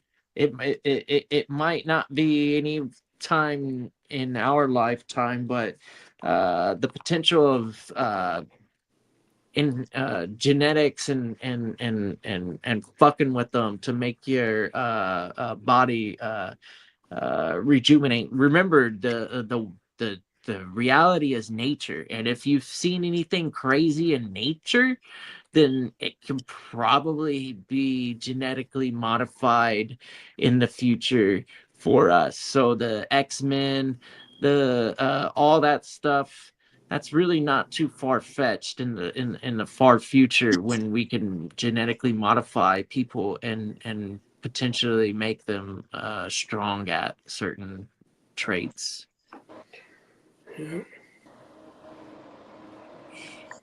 And wouldn't one of them be fucking Wolverine? Wolverine would be like amazing, and a pain at the same time. But then like it just gives you an excuse to be an alcoholic, and that's what he chose to do anyway. So you're like, man, I fucking hate my life. There's nothing in this world that can fuck me up, and all I want to do is fucking get in a fight where it's even matched and I can really go at it and feel like this dude fucked me up, you know. That's the type of mentality Wolverine had anyways. Yeah, okay. I was wondering what kind of conversation I just jumped into. Wolverine, yeah. Yeah. You know what's crazy too? Wolverine, genetically modified humans in the future, Bogey. I think we're gonna be so good at genetic modifications that we're able to make like X-Men type of humans. I'm with you. Think about this. Like for stuff like Wolverine, right? He obviously had the rejuvenation properties. So Yeah. and he had little man syndrome. He was fucking everybody up. You know, in comic book accurate Wolverine, he's like a 5-footer, you know, 5'2" maybe. You know, he's a savage. Yeah. But he's also at one point when they grafted his whole skeleton with adamantium. So he walking around like at 300 plus pounds, just in pain all day, but you know, his body just keeps rejuvenating constantly. You know what I mean? Exactly. But he's just angry. I still feel it. Still feels the constant pain, but even though his body keeps it in check. Yeah. That's why when they do the old man Logan story, he starts getting like adamantium poison, like because now his rejuvenation properties have they've weakened tremendously from, you know, the his body constantly having to rejuvenate because it's just being torn up from the inside by this adamantium. You know what I mean? But he's awesome. He keeps healing, so it's like fuck it, we're going with it. I didn't watch the new X-Men. They came out with season 2 of X-Men '97, but I haven't started yet. But they're definitely picking up from when Magneto ripped the adamantium out of Wolverine. Oh, yeah. Okay. And in the comics, when they do this, he goes on through like a feral Wolverine phase where he like runs off, and, you know, because runs off into the woods and he's got the bone claws again because, you know, he healed up after he got the whole shit ripped up out of him. But he also goes like kind of crazy for a little while there. You know what I mean? Yeah, I'd imagine, bro. Feral, like, could you imagine Wolverine. having to recover from losing your skeleton or whatever the fuck? Yeah. Losing your skin, the whole body, everything. You know, he healed up. You know what I mean? Yeah. Only the adamantium was removed because, you know, he can't. So then, you know, the Deadpool Wolverine thing. That's an interesting idea. Like, who has the better I think Deadpool has to have the better one, right? Until he gets eventually to hell all the way. Deadpool was a human first. Yeah, but he already went to hell, so he was recast, right? Isn't he kind of like Spawn? No, that's Spawn. Oh, he's not like Spawn? No. So Deadpool, he was a mercenary. He was like a hitman for the government. And then they have what they call the weapons program. That's why Wolverine is Weapon X. So he was the 10th experiment by the weapons program. This is some government shit. They're doing tests on mutants, making them like killer weapons. So Wolverine, they grafted him with the adamantium, and they're going to erase his mind and then they did erase his mind, and then so for a little while there, he worked as Weapon X, just killing for fucking the government, whatever. You know what I mean? And is that when he found Chutico or whatever her name is? So he eventually, he don't have any of his memories for hell long, right? Oh. So like he finds himself into Japan, and he has that whole arc with that chick you're talking about, right? And then he trains with like somebody over there, so he just becomes a super badass, even more trained killer though. You know what I mean? Like he's like a ninja now too. You know what I mean? Wolverine's story is badass because he's been around for a couple 100 years. You know what I mean? He didn't fight in all the wars, but then you get to Deadpool. So now, like I said, in the weapons program, and Deadpool, so he's a mixture of like all kind of motherfucking shit. You know what I mean? But like they genetically enhanced his rejuvenation properties that they got from Wolverine and other, I'm sure Sabretooth and other mutants that had that type of ability. And then they put it into Wade Phillips, or Wade, is his name Phillips? Wade Phillips? Anyways, it was just Deadpool. Okay. And like, yeah, like actually the Deadpool movies where they show the little origin, it's not too far off. The first time I ever remember seeing Deadpool was when he was trying to be with the X-Men. In the comics, or? On a TV show. Oh yeah. The cartoon back in the day. Yeah, there was one of the TV shows. I remember seeing Deadpool. He's the merc with the mouth. He's already, they're already making him say wisecracks. Yeah. In the comic, somewhere in the comics, like in the 90s or whatever it was, maybe even late in the early 2000s, they had an issue where Deadpool makes a comment. He's like, yeah, because he always breaks the fourth wall. He's like, yeah, and he's like, and one day, what's his name? Ryan Reynolds will play me in the movie adaptation, and it actually came to fruition. For real? They wrote that out like that? I mean, I don't think it was exactly planned. It was just like a joke, because the merc. When you read Deadpool comics, he's killing hella fools and joking about it the whole way, and he's breaking the fourth wall. Like he's one of the more violent Marvel characters, but he's hella funny too. Like that's how they kind of try to. Yeah, that's why he was the fan favorite. He's badass and he's funny.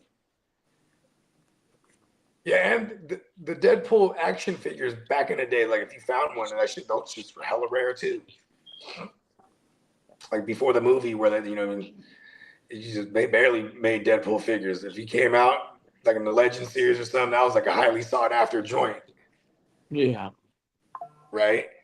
Then when the movies come out, things become more valuable. Like Cable, I remember my partner, he needed some money. We were in high school, and this is when they still had comic stores. Like, so he went to the comic store. He had a Cable #1 and it was like with the ticket of authenticity or whatever, the certificate or whatever. Fuck.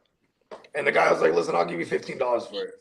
And he's like, "You don't even give me like 50?" And he's like, "If there was a movie out," he's like, "then it would be worth more." He said straight up.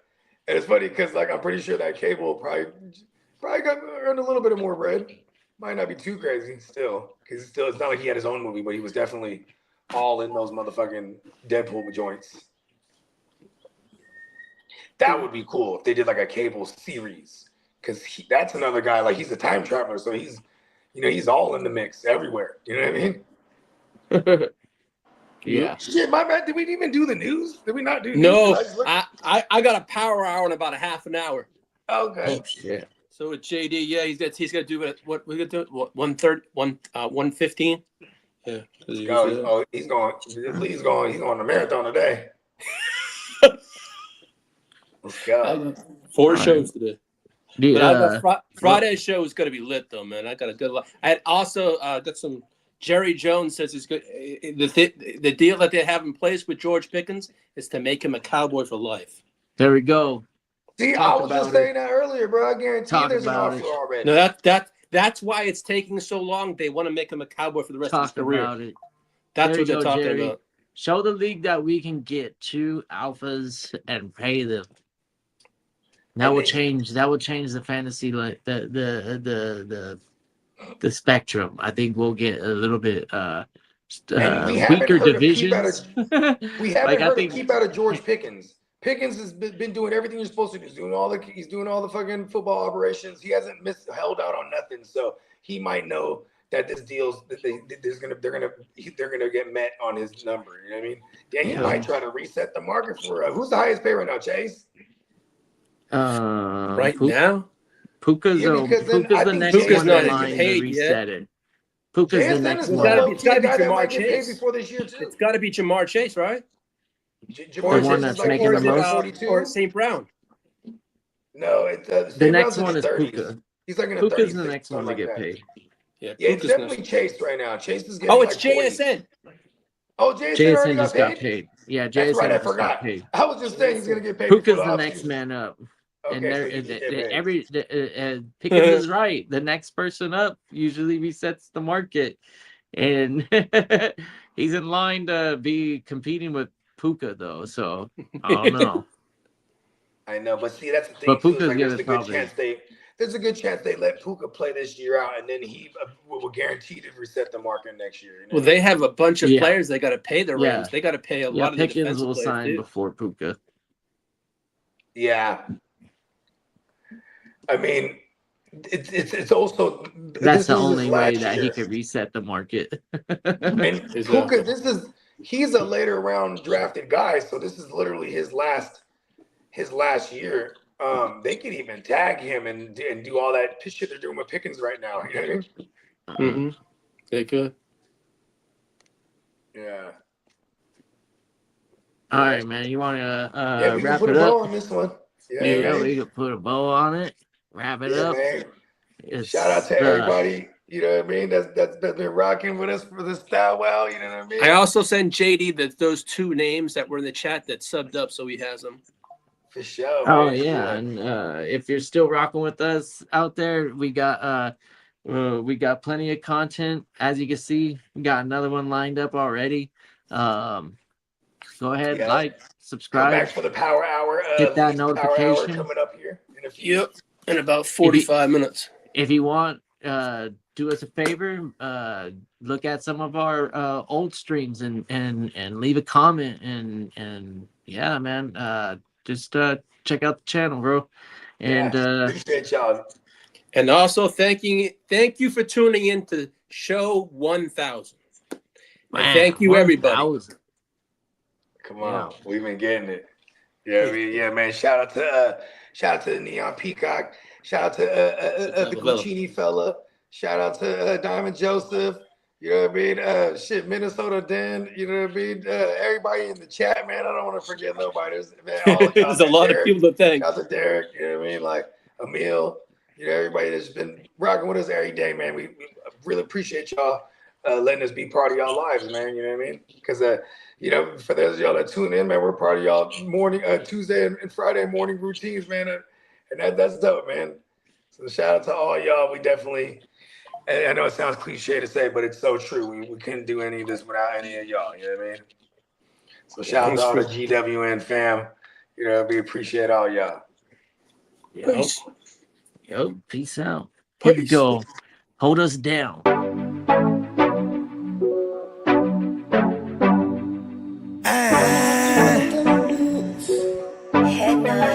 Scott! Yeah, let me quarterback this. We came a long way from throwing money in the mattress. I played a long game to get rich. They say the game is a bitch, but the bitch is the baddest. Bogey Scott Flame won't change my name like I'm Cassius. Keep flame cause I'm cautious. I'll burn you to ashes. Double cross the bosses and get hit with the ratchet. Can't fuck with suckers, that shit is contagious. Count 100,000 blowing clouds, hella anxious. Maybe a doctor, but I ain't got no patience. All top shotters on my roster, they gon' race shit. Transport weight, cross states in my spaceship. Sky free, but ain't nothing free, bro. Allegedly 4 feet in my Pico. Out the east, all the freaks call me Guapo. All the way out the way, but I'm still getting guap though. Sando, man. I like this. Yeah, 100,000 want it now. I know it take time. What you know about taking taking chances crossing state lines. Knowing if you get yanked, it ain't no state time. They say chances make champions, so I take mines. Ain't no stopping, I'm on go, who cut the brake lines. My dog died, we was kids, I'm trying to raise mines. Big ol' 40 is a sig, gon' raise lines. Never speak on what I did for the gang sign. Niggas on some lame time, I be on some bullshit. I be in the gym, but I ain't training for no CrossFit. Really running plays, I fucked around and got exhausted. Caught up in my ways, I had a dream that said I lost it. I sent that shit to Austin, I was in the Deebo. Real trap nigga, but I ain't never touched a kilo. I'm something like Vito, something like Chapo. I've been out the way, but I'm still getting guap though.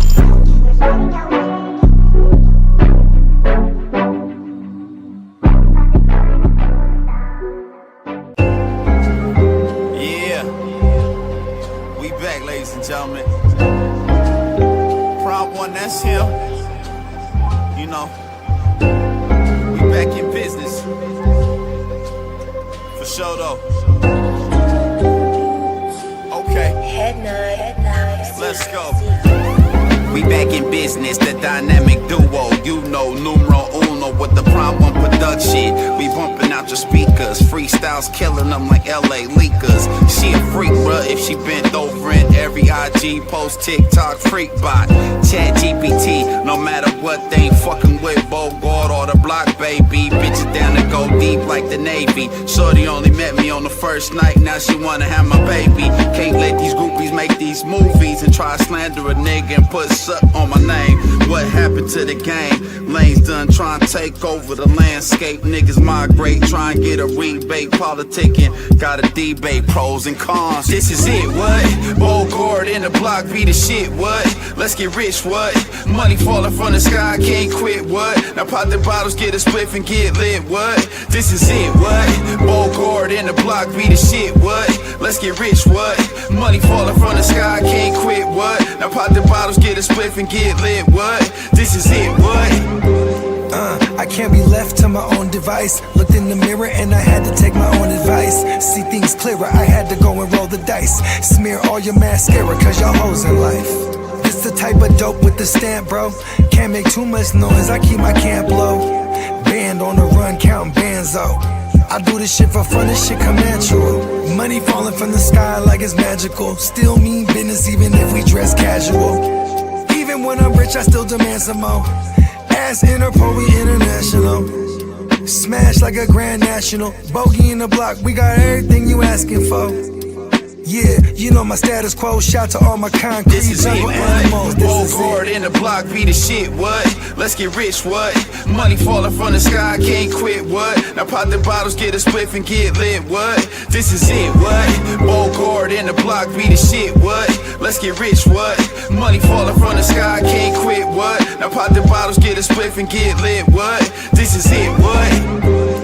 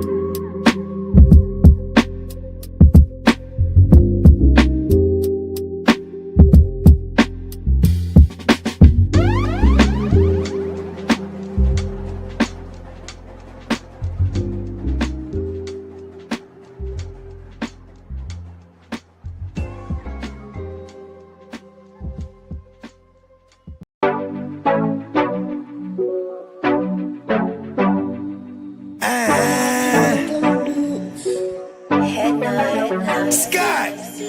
Yeah, let me quarterback this. We came a long way from throwing money in the mattress. I played a long game to get rich. They say the game is a bitch, but the bitch is the baddest. Only Scott Flame won't change my name like I'm Cassius. Keep flame cause I'm cautious. I'll burn you to ashes. Double cross the bosses and get hit with the ratchet. Can't fuck with suckers, that shit is contagious. Count 100,000 blowing clouds, hella anxious. Maybe a doctor, but I ain't got no patience. All top shotters on my roster, they gon' race shit. Transporting weight, cross states in my spaceship. Sky free,